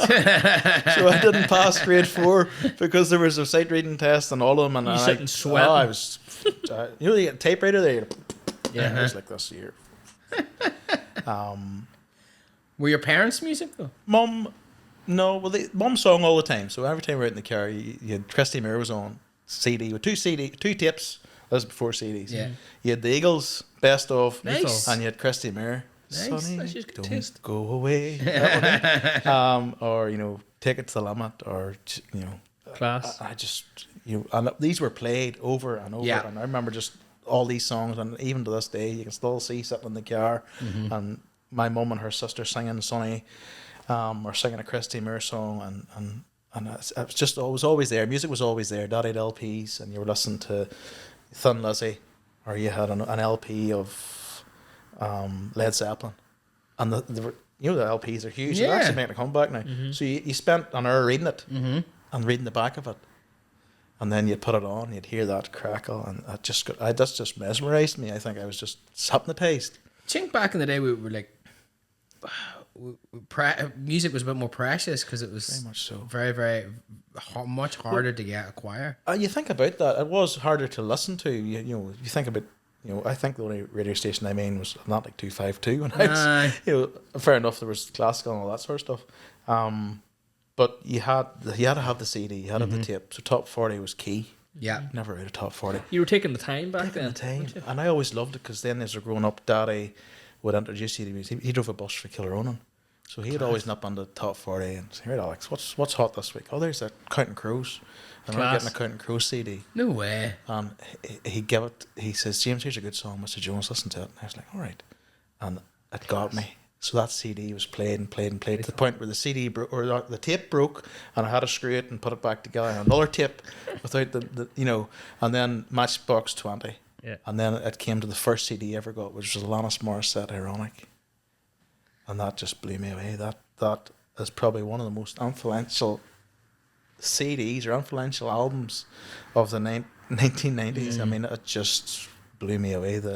That big guitar at the start of, All I Ever Want or whatever it is, or All I Really Want. Do you remember the first CD you bought? Let's play that game. Oh. I feel like I'd be embarrassed what I say. after what you mentioned there. Do you know the one I bought myself was actually Black Eyed Peas? Good. And it was in top 40. We used to be in the Step-In Bar. We used to run the Step-In Bar on Rainy Street. I used to walk up there and I remember buying it. Black Eyed Peas. Oh, Bryan Adams. Bryan Adams. Did you? Bryan What a Adams. Deadly. I've probably seen him more than anybody else. Bryan Adams was his CD and Black Eyed Peas. I didn't have the greatest music sense, but I thought they were okay. They were decent enough CDs. That's pretty You good, mentioned Counting Crows there, and I was like, it's I wish I had listened to them back in the day. I love Counting Crows. Unreal. They're so good. Like, It's just that voice. I know, obviously, as years go on, the music sort of changed. yeah. But those first two albums, August and Everything After and Covering the Satellites, Matchbox 20's first album was More Than You Think You Are, I think, or something like that there. And it's just these songs, you're hearing proper bands, you're hearing this sort of, I suppose it come from that grunge scene where Nirvana was sort of, they took off a couple of years before, and these people are coming out with different voices and the full band, and you're going, I want to do that. Did you ever listen to the new Counting Crows CD? It came out recently. Oh, Yes. wow. I really enjoyed it. Yeah. The lead singer He's was an amazing storyteller. the lead singer was on Joe Rogan last year, and it was one of my favorite episodes. He was just sitting there just talking about the old days of Counting Crows and how it all came about. I remember going to see them. Daddy got me tickets. You got to see them. 1995. Lethal. It was Leisureland in Galway, and to us Galway's 3 days away. Yeah. So we went to mass at 11 o'clock, and they put the back seats of the car down and a duvet cover and two pillows, and me and my brother Alec went, and we went down to see them play Leisureland. It was just like the Meadow, not even what do you call it, the leisure centre up there. Aye. Their hall, just exactly like that. Yeah. Yeah. And we walked around the back and walked past, and there was Adam outside having a smoke. I didn't know what he looked like. Aye. But looking back now, it was Adam, and beside him was Courtney Cox, who was going her at the time. Aye, that's right. Our And, friends. they come on and they just blew us away. Me and That's Alec were nuts. right at the very front, and I kept saying to people, "Move back, these two here are getting crushed," and all. It was really, really good, But that was amazing. Class. First proper concert before that was Crash Test Dummies. Did you ever hear I them? remember them actually. They were Aye. playing Derry last week. They had that song. Once. I don't know the way it goes. Not many. But yeah, no, so that was a really good experience. And then I got to see Matchbox 20 after that. So all the bands that you listen to when you're younger are sort of turning out to the point where you can go and see them in a smaller venue like Gloucester Hall or something like that. I thought it was nice there when you mentioned at the start actually that your father just like give you a CD and goes listen to that. Like that's And I loved that. That's an early education. So it was like, here's Mr. Jones, get a listen to that. And then I went away and tried to figure it out. Yeah. Or here, there's Matchbox 20, push, take a listen to that there. So it was lovely because then after the 3 years of trying to wing it in piano and getting my knuckles cut off me, I stopped because I couldn't wing it anymore. Was there singing at that stage? Singing or I think I was just singing around the house and stuff, nothing really serious. But my brother Alec was getting taught guitar at that stage, so 1990, 92. Yeah, 93. 1994, actually. So he was playing guitar before me. He was a couple of years younger than me. So he was going to Joe McEldowney, who was the guitar teacher in Maghera. And I walked on one of him and he was playing Wonderwall. I went, what the frick's that? Oh, it's just Oasis. Who's Oasis? Something you're not telling me. He's got the... So I said, show it to me. So he got me the guitar and he said, well, you put your fingers here and you just go sort of like this here.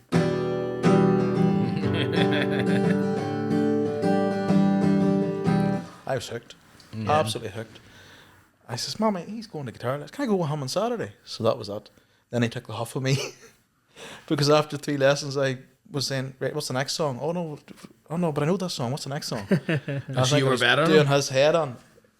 He had to really work out, but he was brilliant.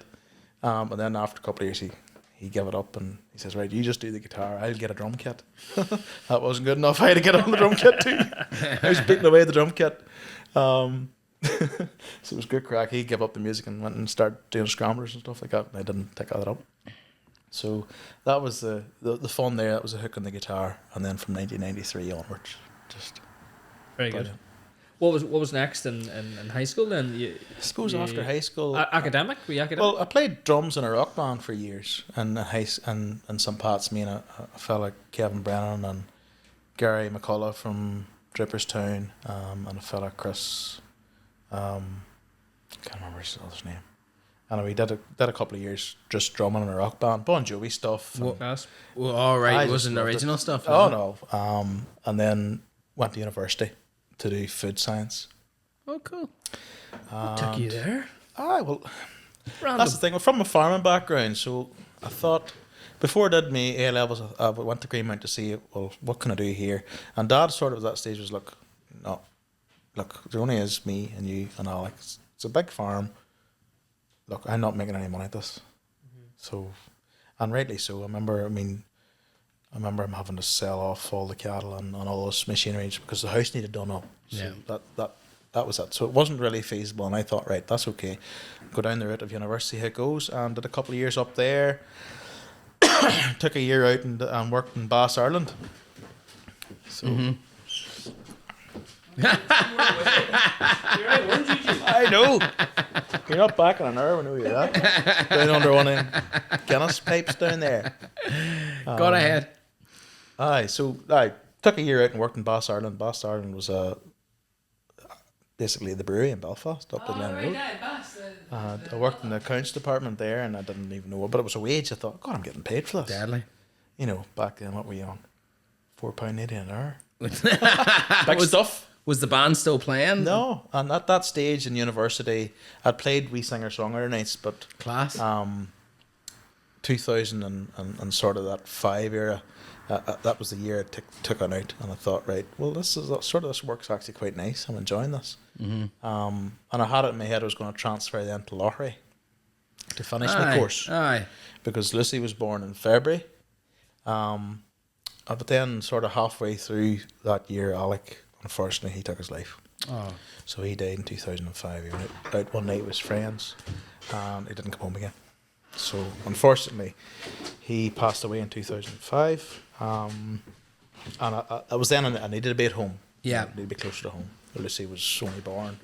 And then I transferred my course to Lochray and finished did a year of it there and got a part-time job in Tesco's in 2005. And it was funny because whenever I got the job on there, I thought that, this money carrying on is nice. I'm getting paid for doing a bit of work. Yeah. I need the money because of bills to pay. And I sort of manifested, I'd like to do more with it than here. I'd like to go up a bit further. Thanks very much. Very nicely done there. Maybe on Saturday night I need a roadie. I used to have a roadie. We'd carry everything on at the start of the night, then I'd carry him and everything else out at the end of the night. That's exactly what would happen to you. But anyway, so yeah, I've stayed in Tesco's and became a team leader, and then within a year I went on the management program and thought I like this, I'll do this here, and then spent 10 years as manager in Tesco's. Didn't pick up the guitar for 10 years. Did you not? No, that stayed away. Guitar. Kids came along. Guitar before. Yeah, Guitar up until probably the first year of university. We did singer-songwriter nights and a bit of crack. Just to have a few. Just to get out and about. Around do the Lord House party for the crack. That'd be deadly. Then after that, I was very shy. I never sung. You just played. No, I just played. Oh no, I have a sore throat. I'm not singing. Oh, your turn. Oh no. You go on ahead. I'll just play. I'll play on behind here. And I suppose the years of drumming, a couple of years of that drumming was nice because there was background, a bit of backing vocals. And a friend of mine, Paddy, he was a big singer, so I always done harmonies. And I found this thing that if he was singing, I could put any harmony onto it. Because I found a key for harmonies. I really clicked into the harmonies. And harmonies are hard to get because you're singing a song, you have to sing a different pitch to get the harmony. Right. So I really enjoyed that, and I liked being in the background and just having footing about. So, like I say, 10 years, the guitar went away, kids came along, and then one night, I stepped down as manager in 2016. Actually, that's where that story is slotted in. This day, 8 years ago, I was in Dubai. Because I remember Donald Trump getting elected on that time. That's 8 years ago, the first time. Yeah. So just thinking this morning, this time 8 years ago, I was playing in Dubai. Not a lot of people. It was still just a bit of a small music fest. We were at it but that's when it sort of started to take it seriously. And I wrote a couple of songs when I was there for the week. And I came back home then with the intention in 2016 of recording them. So Lucy's born 2005, Emily's 2008, Daniel's 2010, Katie's 2011. At that stage in 2011, what age am I? Just sort of turned 30. 28, so the 4 kids are quite young, so work took over this put away. Yeah. Don't get me wrong, music was always played. You put the CD on going to work, you listen to the CD on the way back home. But very much music didn't touch it. Till I suppose I started to get into that 2016 era where the kids were up a bit more, and I was introducing Lucy to get piano, and she was starting to play piano. And that stage, Daniel was diagnosed with autism in 2000, and I got him diagnosed very early, 2013. He was just turned 3 on his 3rd birthday actually. I noticed something just wasn't clicking there. There wasn't much speech. And Katie, who was a year younger, was a wee bit more advanced. So I thought, right, let's try something here. And I knew he would always be mesmerised with music, so I thought, right, let's get the guitar out. And sample, I have lovely wee videos of me just, holding the guitar like this and him just going.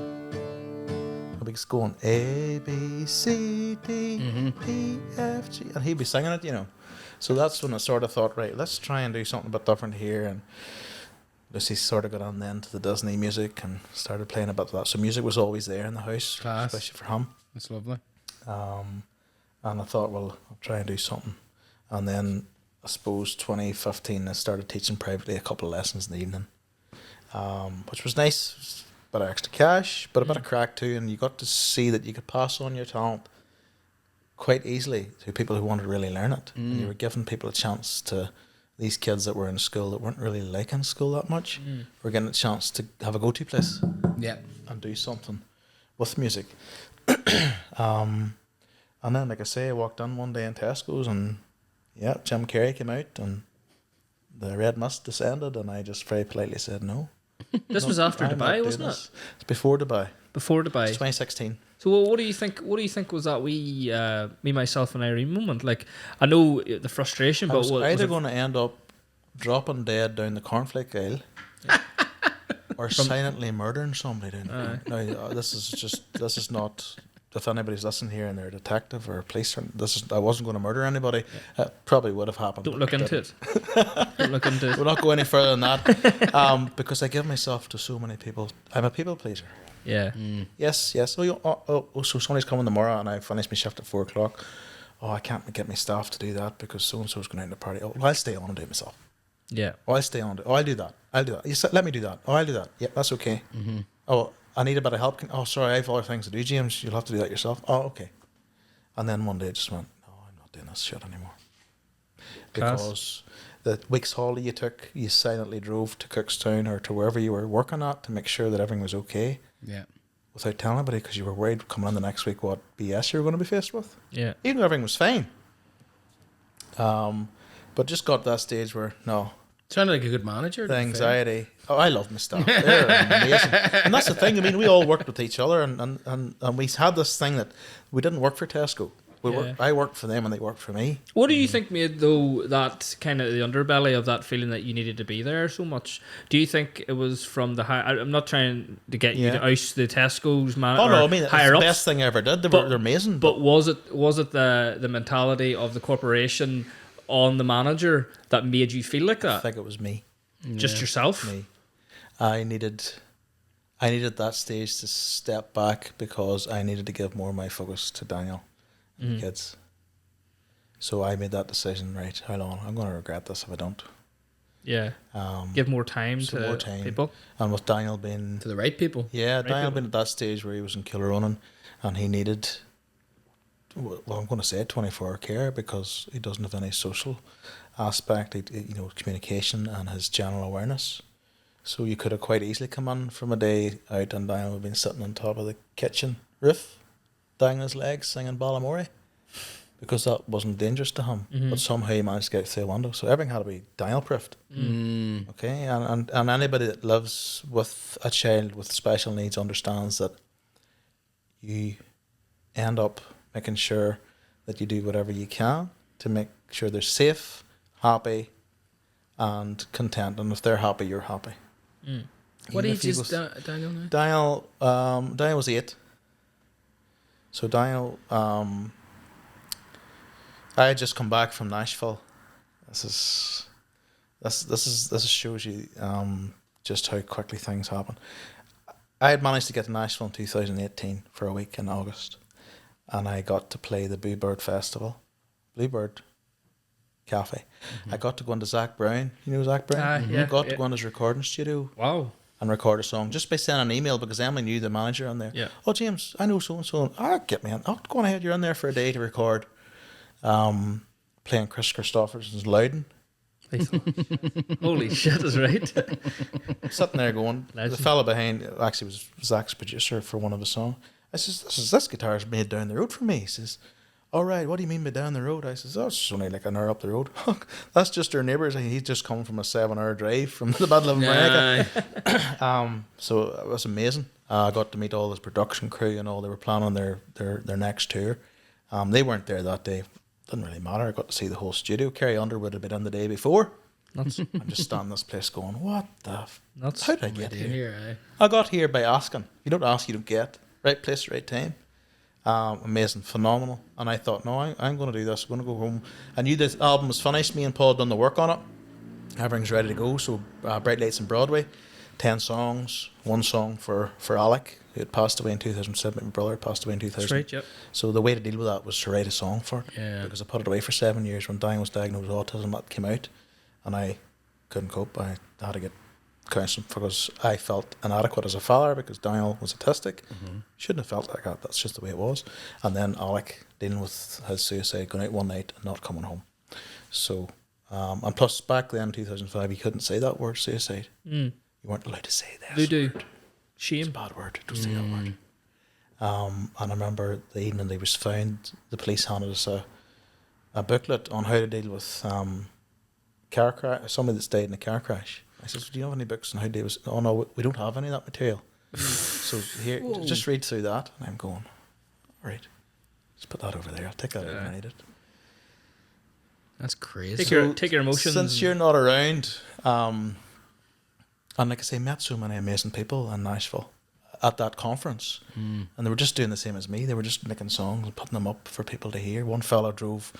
The big thing in America is house concerts.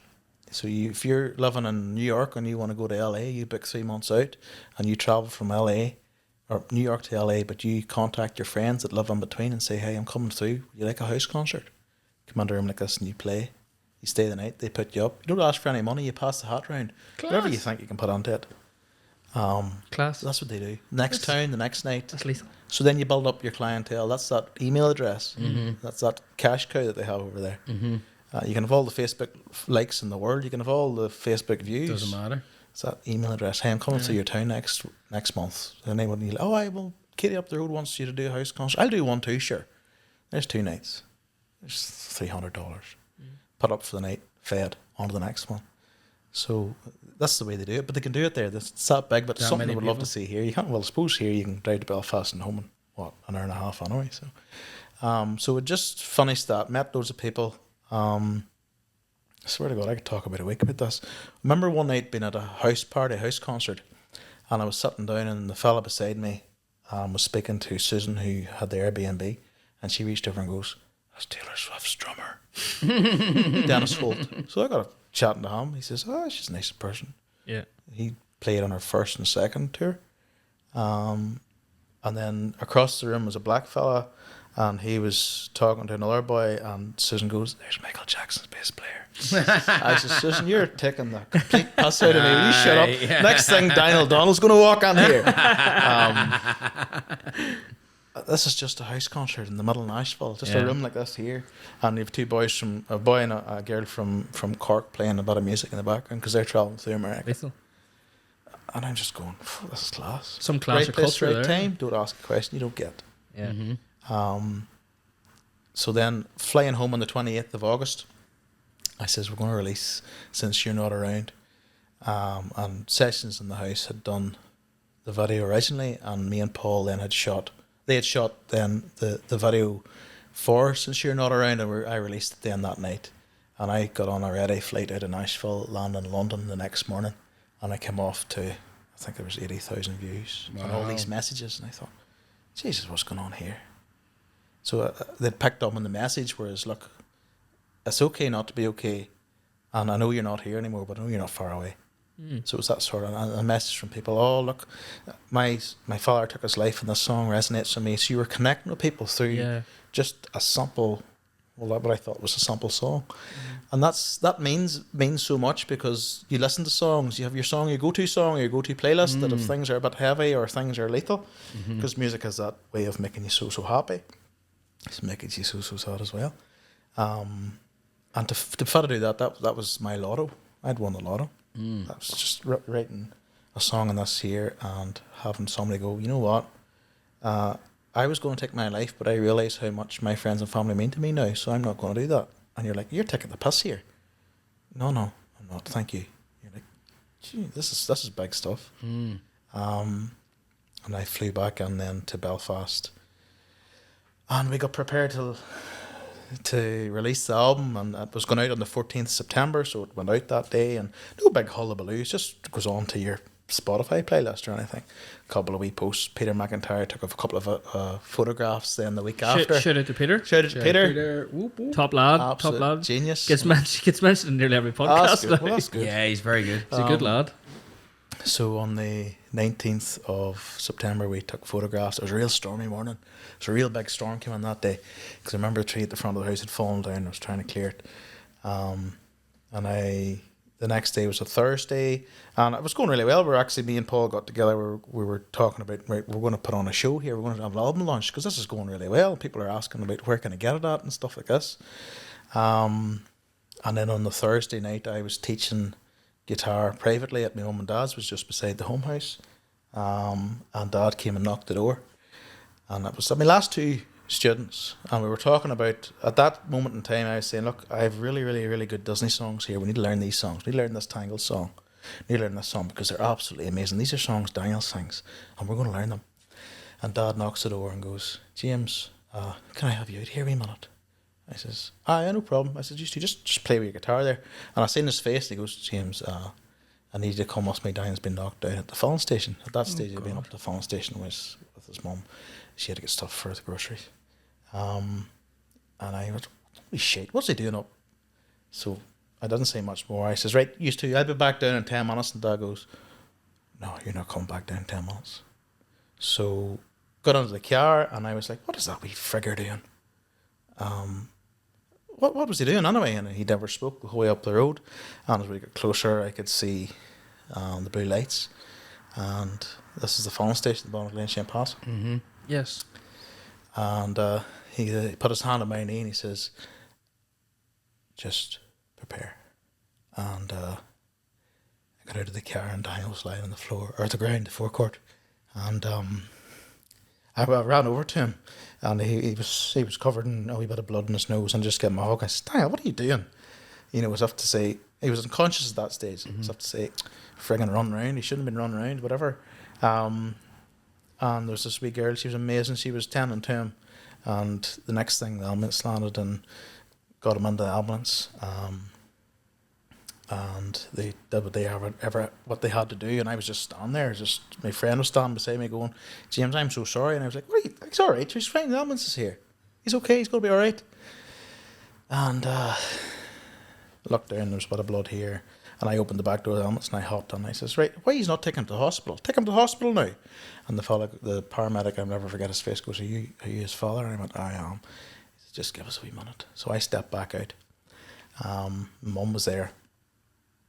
And this young policeman came over and goes, "Right, they're taking him to Alton Galvin." I said, "Well, what do we do?" I said, "You go to Alton Galvin now." So Mum, I got him to the back seat, and Mum was driving, and Mum took to Alton Galvin and got him through the A&E, and I ran through A&E into the reception. I said, "Daniel Bradley was taken in here," and they went, No Daniel Bradley here." And I went, right. I went down to the ambulance station. I says, "Daniel Bradley, he was knocked down in a car accident. Do you have him here? He's supposed to be here." "No, we don't have anybody here." I said, "Well, can you get on the phone and talk to the ambulance down the road and see?" "No, we can't do that here." So I came out of Alton Galvin, not knowing where Daniel was. Jesus. Back into the car and 100 mile an hour down the road. Well, Mum wasn't doing 100 mile an hour, but I didn't give him. All the roads were closed. Had to go back up past all the traffic, and the wee policewoman at the top of the road says, "Sorry, what are you doing up here?" And I'm like, "This is Daniel Bradley's, where's he at?" And they were, "All right, hold on a wee second." I seen them talking to another couple of people. And then they says, "Oh, you can go on ahead." So just drove to the top of the Glen Shane Pass, and I could see the blue lights of the building Glen Shane Pass, and we were pulled on and told to sit and wait. And the paramedic and the policeman pulled on beside us and said, "Sorry, Daniel's dead." Jesus. And that was that. I got to see him, thank God. Got to see him in the back of the ambulance, and he was peaceful. But that everything changed in 8 seconds. So that was Daniel's journey. And unfortunately, Daniel died that night. He was buried then on the Sunday, and that's the way that went, unfortunately. And everything changed? Everything changes in 8 seconds. Everything changes in 8 seconds. Yeah. But, and there is a but. Looking back in the hindsight that I stepped out of Tesco's as manager, I got to spend so much time with Daniel. Yes. So I have no regrets. I got my time. Yes, I'd love to have him for the rest of his life. Mm-hmm. Of course. His world was completely different to my world. His world was torture for him. Something simple like getting into the car and going to the cinema. You can't do that with a child with autism. Because if you get up the road and he throws a tantrum or a meltdown, it's not a tantrum meltdown because he doesn't know where he's going or he's not familiar. You turn around and come back home, and the other 3 kids have to do the same.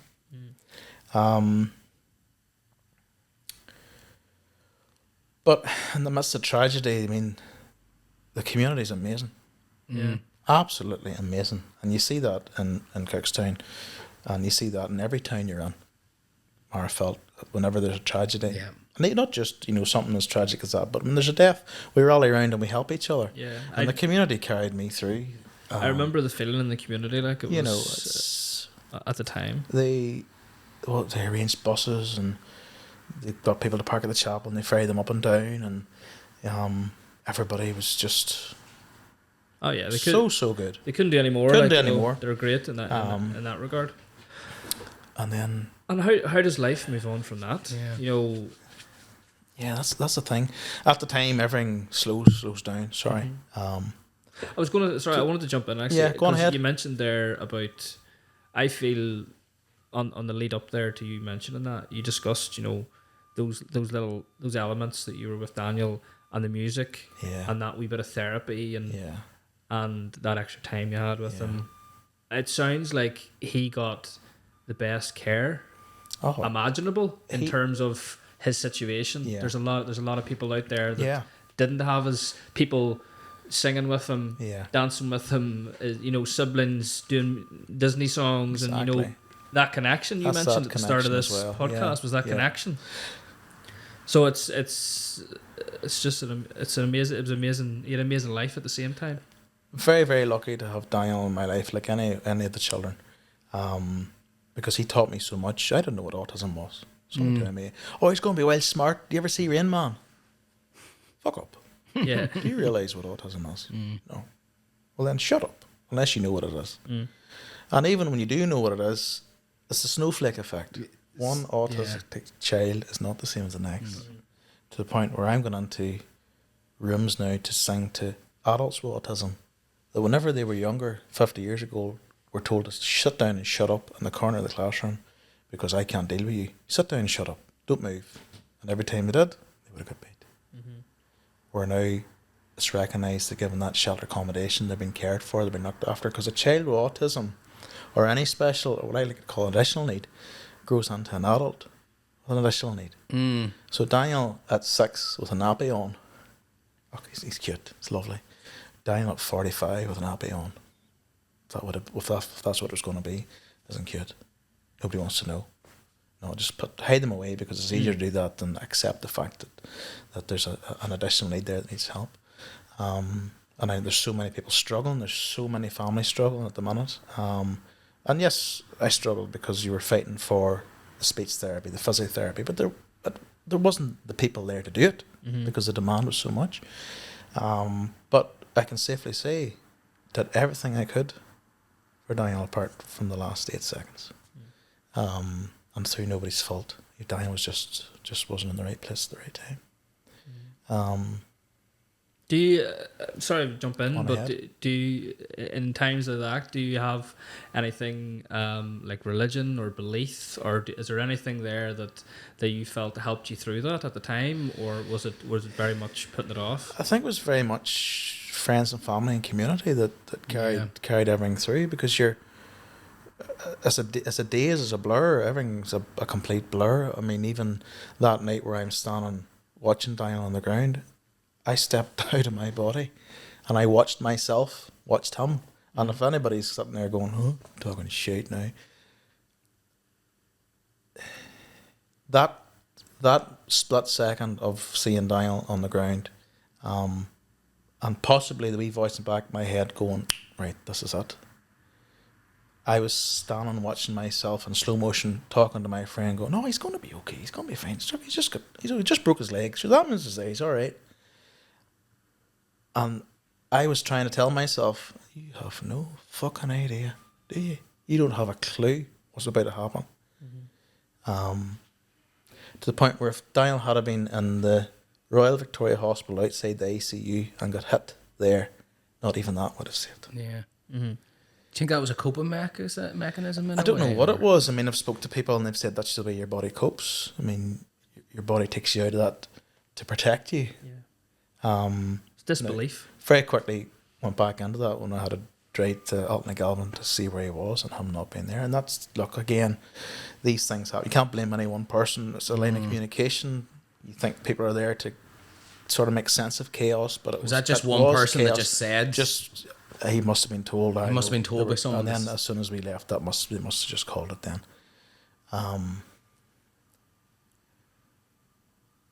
But and we things that have happened since. I mean, I'm not going into too much depth about it, but I know, you know, and that's the way I suppose I've talked to the kids. Is every time you see a rainbow, that's Daniel. Every time you see a robin, that's Daniel. And the scientific part will come out and go, "Well, that's just the rain and the sun refracting through the rain." You're going, shut the fuck up. Aye. If I see that and that makes me happy days. Yeah. You know, and so many videos of him, so much positivity around what I do in terms, and I do now music-based therapy because of Daniel. So it's not because I wanted to do it then. I did it with him because I heard his voice. Because he couldn't say, well, Daddy, So did it you was get on all right? You didn't kill anybody in Tesco's today? No, Daniel, I didn't. You go, well, Daniel, how are you? Well, Daniel, how are you? Because it was repetitive speech. Daniel, say hello. Daniel, say hello. But when he sung, you heard his voice. You heard that. Yeah, the actual. Yeah. That was pitch perfect. You know, Listen to Your Heart by Roxette, Fix You by Coldplay or something going, what the hell is this coming out of you? How's this coming out of you? You can't even ask for an apple. But you can sing. So let's do music therapy and let's try and get as much out of you as we can, because I want to try and on the last day here say I did everything. And I did. No. Can you see the joy whenever they're singing this? I mean, to go into a room, I was in a room today with a young fellow with Down syndrome and he's only P3, and we were singing You've Got a Friend in Me. That's Daniel's song. Class. And I could hear his words. I could hear the word friend, and you know, and his speech is coming along. But I know that wee session day made his world, because he loves Toy Story, and we sung that, and he sung it, and he beat away at the ocean drum, which is a wee drum with beads on it. Sounds like the ocean. And he was Woody today. Class. And That'll end up being a core memory of his. that's amazing. You know, those sorts that's of the moments thing. for him. Yeah. So look, no regrets. Yes, you always. I suppose music saved me. I didn't pick up a guitar for 6 months after that, and I picked it up one morning. I just thought, right, I'm going to try something here, and then started again. Started writing, started talking crap, started writing gibberish and making songs out of it. And I released then the second album, Back to Being Me, which is about a chance, sort of a way of getting back to me again. Because, again, community, friends, family were the ones that were there. And they'll never, ever know in a million years how much they've done for me, for the kids, you know what I mean? And then it's weird because me and my daddy didn't really talk too much about Alec, because I know he's lost a son. And now I know what that feels like. But we had a good heart to heart, you know, because I suppose it's that way of sitting down and going, I know what you've been through. And then I say to the girls, well, I've lost a brother, I know what that's like. Completely different. Yes, every loss is different. And that's the thing. I want people to know that grief doesn't have a griefometer. So there's an old story about a woman who didn't live too far away from us. And she was 75 and she had a dog, a collie dog. It was just her and the dog. And the dog was 17 years old. Don't know what that is in doggy years. Very old. Very old. And the dog died on the Friday and she died on the Sunday. And she died of a broken heart. Because the dog was her whole world. That's right, yeah. The dog was her son, her best friend, her husband. The dog was everything to her. But when she lost the dog, that was it. Yeah. Time to go. So grief doesn't have a griefometer. My grief isn't any more outstanding than anybody else's grief. And it doesn't have a right to be either. But I tell my story because I find, yes, it's good to talk. It's damn good to cry. And us as men, we don't cry enough. No. We like to bottle it up and think, oh, I'm not crying here. I think I'm friggin' wuss or something. But the actual relief you get from crying. And it's funny because driving along, I do a lot of driving in my job. You're driving from one, you're reminiscing. And if you do see something that's beautiful, I go, dang it, we shit you. That's lovely. You know. Those wee little things. Those wee things that you can sort of home in on the happiness and yes, the pain is there, but at the same time, I have a life to live.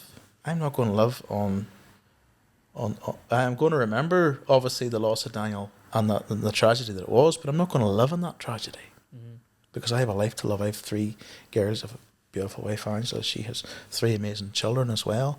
I have my mum and dad and my sister. She's her wains. And Anish's dad loves us as well. And I have a chance to live because I could walk out there tonight and that'll be it. Don't think like that. But life changes in 8 seconds. Looking back at Daniel, he ran out of the shop on the doors. The first time he runs to the doors, they don't open. He stands back, he runs again. Second time they didn't open. He stood back the last time because he thought the person he was there with had gone outside. And they open. And he runs out. And there's a car pulling out of the car park that looks very similar to the car he was taken up on. And he thinks they're going without him.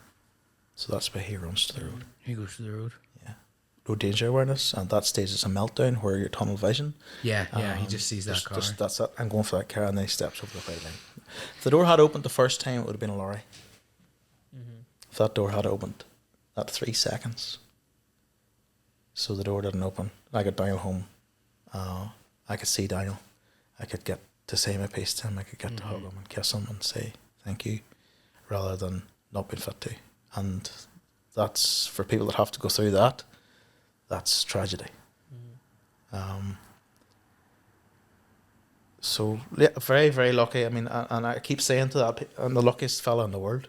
I am the luckiest skitter in this world, because I get to do what I love doing, and I get to write about it and sing about it and talk about it and laugh about it, cry about it. But I have an amazing support network there that carry me. I mean, my wife Angela is just, she's an angel. She saved my life. My 3 daughters, they're amazing. Angela has a daughter, Nicole, and Eve, and a son, Kevin. They are just phenomenal people. These people are happy people. And like I say, right place, right time. What's the last few years been like then? It's a new world, Yeah, but it's also... Daniel's dead 6 years now. Sometimes you're trying to rack your head, was he even here? Because you get caught up in the day to day. And yes, you think about him all the time, but it would be selfish for me to pour all my day into that moment, because I have so much to do. I have so much to be grateful for, so many people to help, and people help me. So rather living that, the last couple of years have been beautiful, but painful as well. I mean, there's nothing you want more than to have that hug, or have that hold the hand and guide him, because you were his guide. I was his voice and his guide, take him by the hand. His sisters were his communicator. What's he saying? I think he wants an apple, Daddy. Okay, Daniel say I want an apple. Daniel say I want an apple. You know what I mean? So, and to have that and not have that the next day, people don't realise. I mean, you have to ring up and close child trust funds. You have to ring up and wait for a coroner's report. You have to, there's no rule book here. No. It's an ordeal. You can't get a death certificate till you get a coroner's report. As long as that takes 6 weeks. Yeah. So it's officially, where do you go for it? Or you just go over to Marfelt and you tell somebody and they hand you a bit of paper. Yeah. There you go. Which Daniel's, same place where you got his birth certificate. Yeah. You had a DLA car. They come and take that away on you, because it's his car, and rightly so. He was entitled to it. It's those little his things, benefits isn't it? stop. His school, the people in the school have to deal with it. The children that he's friendly with in school have to some sort of understand that Daniel's not come back into the classroom anymore.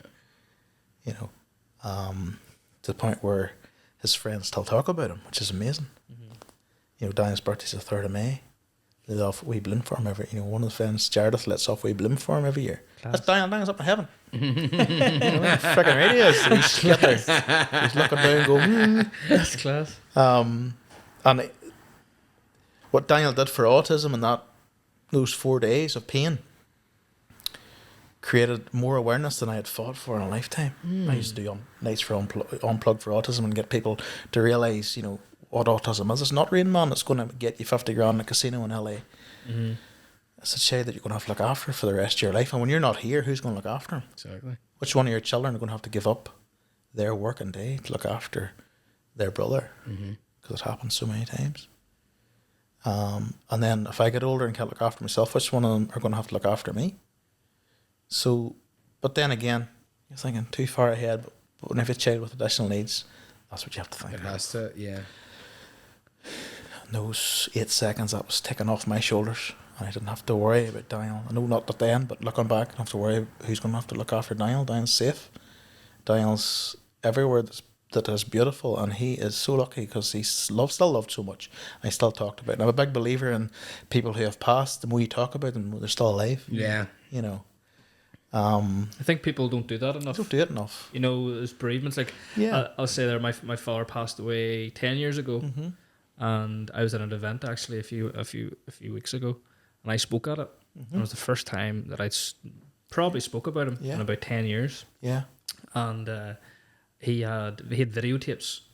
He had videotapes that he videoed for years. I mean, 20 years of videotapes of Christmases, of egg and spoon race, of graduations, Christmas days.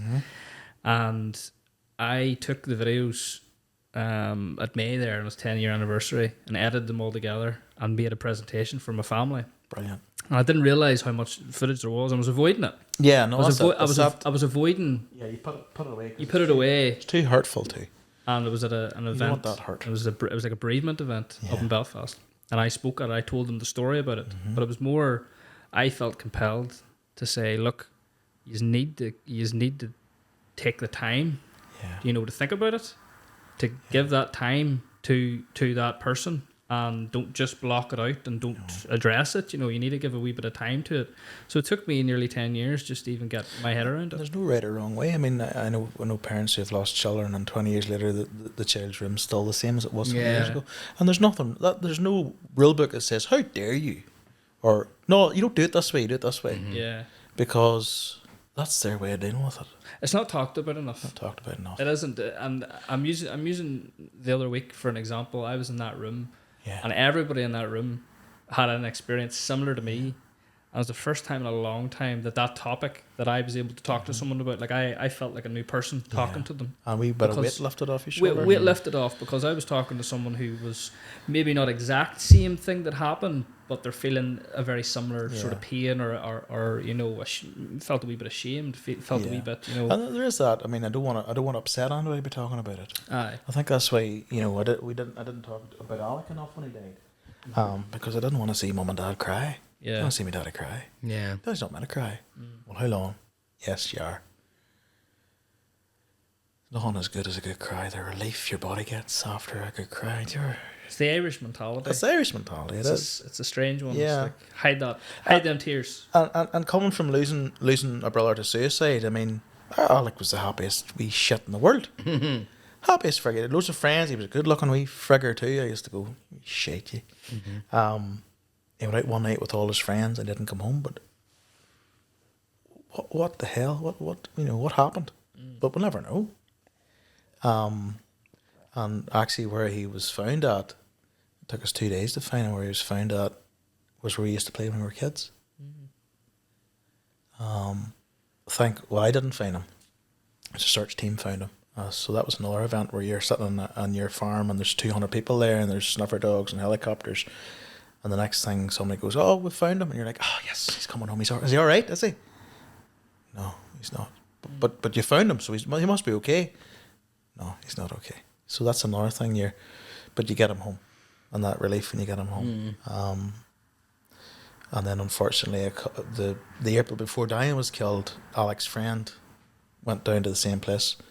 And his brother actually rang me to say, well, he's away on there to take his life. I said, no, he couldn't be. I just seen him go down the road. So I went on to try and get him out of the forest, and unfortunately came upon him. So now I know what that's like. Yeah. And for that half hour of CPR to the ambulance, to the air ambulance came, you're like, I would go to the gym 1,000,000 times every day than do CPR for half an hour on somebody. Yeah. That was just because you're thinking, all right, he's we're getting him back now. There's a breath there, and then the paramedics show up and they're like, oh, that's it. So, but to see that as well, you're like, all right, that was Alec. So to deal with that then as well, it's just like, people that have to deal with that. I mean, see the paramedics, they don't get enough, they don't get enough credit for what they do. No. What they see, and there's people abusing them and firing bricks at them. Others. But what they have to deal with on a daily basis. But again, suicide's another thing we try and talk about. It's okay not to be okay, bloody talk about it. Yeah. If you're in that dark room and you can't find that light switch, ask for somebody to help you to find it, because you can't find it yourself. Before you only have 30 seconds. After that, you can't do anything. And I know by finding Sean, I didn't want to do that. He didn't want to do that. I know by listening to and researching, a big one for research after something like that happens, because I tried to understand it, because I didn't get to walk the last 20 steps with Daniel, so I wanted to understand what exactly happened. You know, what is that process like? And call it crazy, but it's a way of sort of getting a peace of mind. And especially with Alec dying, you know, you have 30 seconds once you're unconscious. That's it. You can't do anything. Whether you want to do it or not, you can't do anything.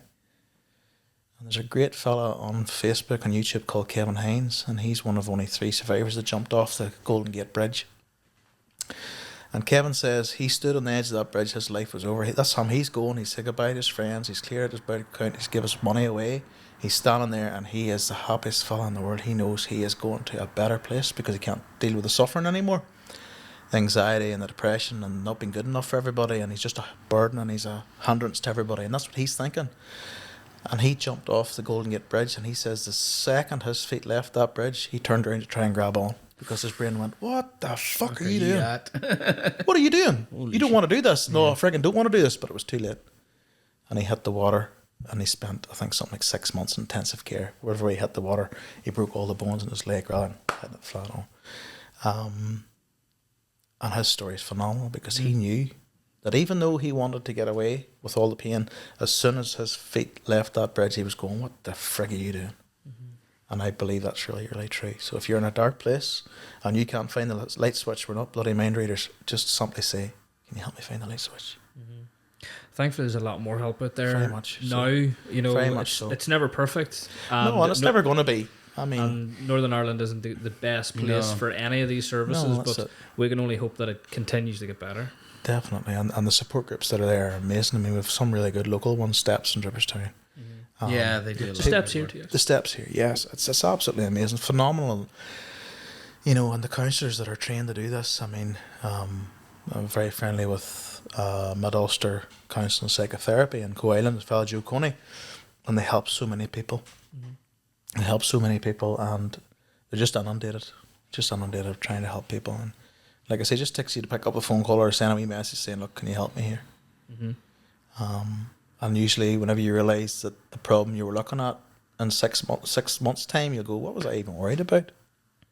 You know what I mean? It's not that bad. It is good to talk, like. That's it. Good to have a yarn and definitely is. What's going on? There's a lot of people out there, and I think there's a loneliness epidemic out there at the moment too. There's people there just they've nobody to talk to. They're stuck in the house, you know. And COVID didn't help that at all. And they do just need someone to talk to, someone unashamedly, someone they can talk to and not feel that they're going to be shamed or they're going to be judged. And I think a lot of people need that. And even if you go a few times, sure, that's the steps in the right direction. Absolutely, in the right direction. Like I say, a problem shared is a problem halved, doesn't it?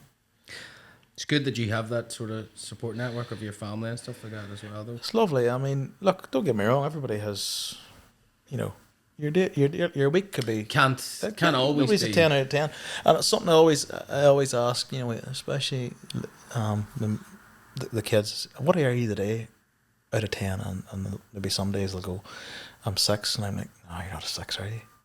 No, I'm not really, Daddy. Well, I'm a 6 today. What are you? I'm a 3. Well, like, let me give you a couple of mine, and we'll bring it up a wee bit. Or they'll go, I'm a 10 today. No, you're not a friggin' 10. You couldn't be a 10. Nobody's a 10 unless you've flipping, you know, you've been in bed all day watching Netflix and something, half a bottle of port or something like that. No, definitely hallucinating. But yeah, I think, you know, we all have our story. I'm just blessed that I get to tell mine through music and do what I get to do and have a bit of crack and a bit of slabbering in between. So you didn't do any eat a bit of food. Plenty of slabbering, alright. Plenty of buns. Plenty of buns. Tell us this, James, whereabouts, just in general, where can people see you play and for a sing-song? I suppose I've got my social media outlets. You've got your Instagram, James Bradley Music, and your Facebook, James Bradley Music. But I do play the Flax quite often, which is lovely. Oh, we're in the Flax, aren't we? Come down to the Flax. Come down to the Flax. Guinness. Quite a lot of my gigs now, I've been lucky to find a sort of a niche in restaurants and sort of nice lounges, which is amazing, because you have an overturn then of people every every 45 minutes. So you can play Wagon Wheel 3 times. Yeah. Although there is a charge. If you ask me to If you play want. Wagon Wheel, I'm going to ask you who wrote it. And if you can't tell me who it was, who wrote it? Don't want to You know. can't tell me who it was. I don't want to know. It's not who we think it is. It's not who we think it is. Like Nathan Carter. No, it's Bob Dylan, actually. Is it actually Bob yeah, Dylan? Can you believe it?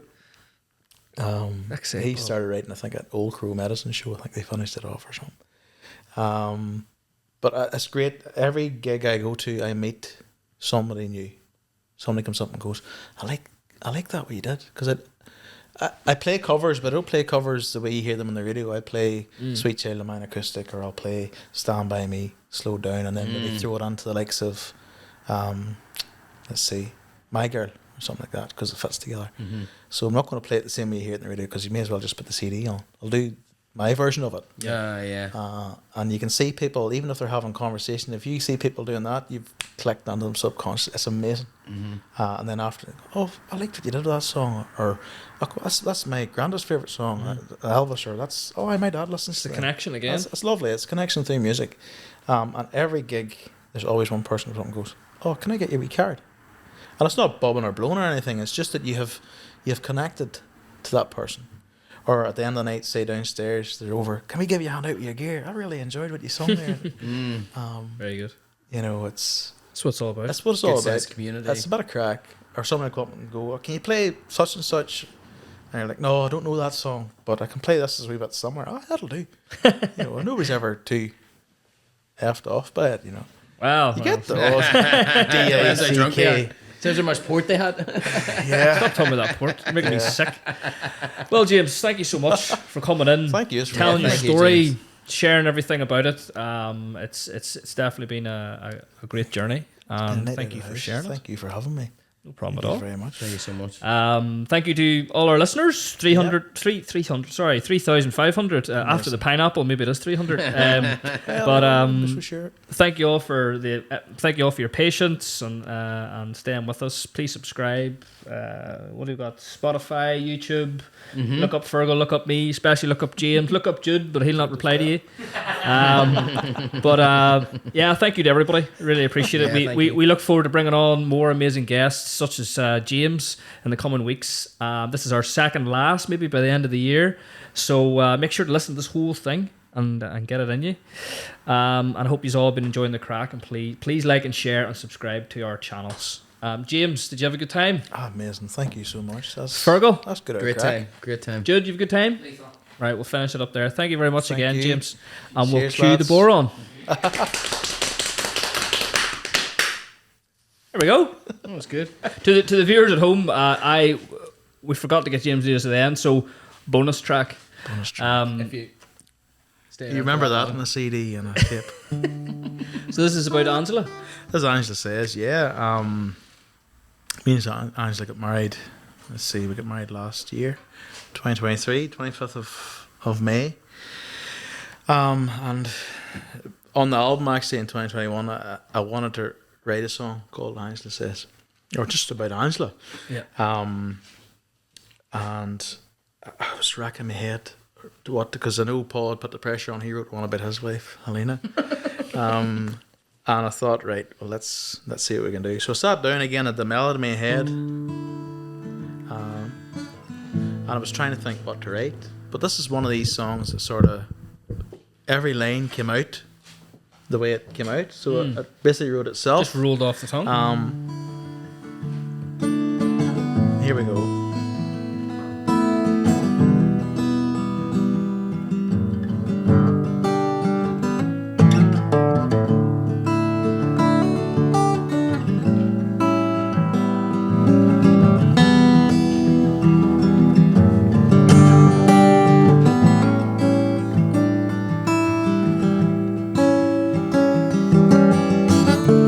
Monday morning, the rain is beating down. She makes me coffee as I turn my pillow round, and I'm starting to wonder if this world makes any sense. But she gently whispers, it's what you make of it, and I know my heart can see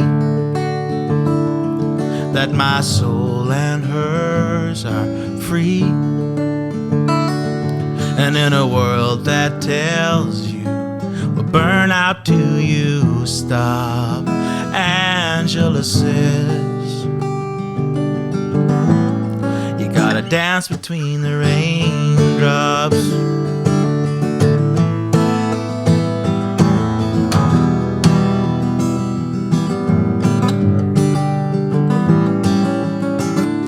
Friday evening, shadows on the ground. But she takes my hand through these streets. We hear the sound of the children playing, the people having fun. And that sun is setting as we watch the world go round. And I know my heart can see that my soul and hers are free. And in a world that tells you just burn out till you stop, Angela says you gotta dance between the raindrops.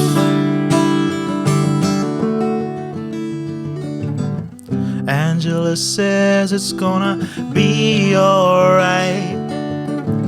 Angela says I'm gonna be right by your side. Angela says come and dance with me tonight in the garden under moonlight.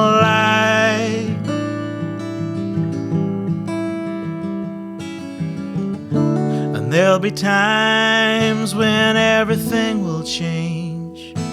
Nothing turns to something and all the good prevails. And I know my heart can see that my soul and hers are free.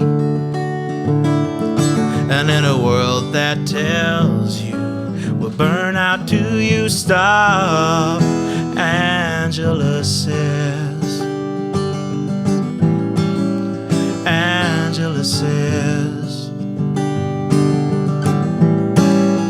Angela says,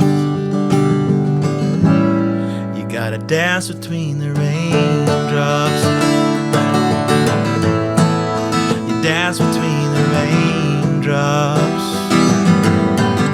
Yeah, you gotta dance between the raindrops. Oh yeah, dance between the raindrops. Gotta dance between the raindrops.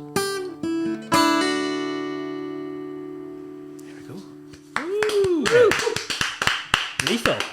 Really enjoyed that. Fantastic, James. Thank you very Thank much. you. Thanks That for was having me. unreal. No worries at all. It's been good crack. That was a great wee bonus track. Yeah. That was class. Fantastic. We'll end it there, Jude. Yeah. Cue the board on again. Cue the board on again.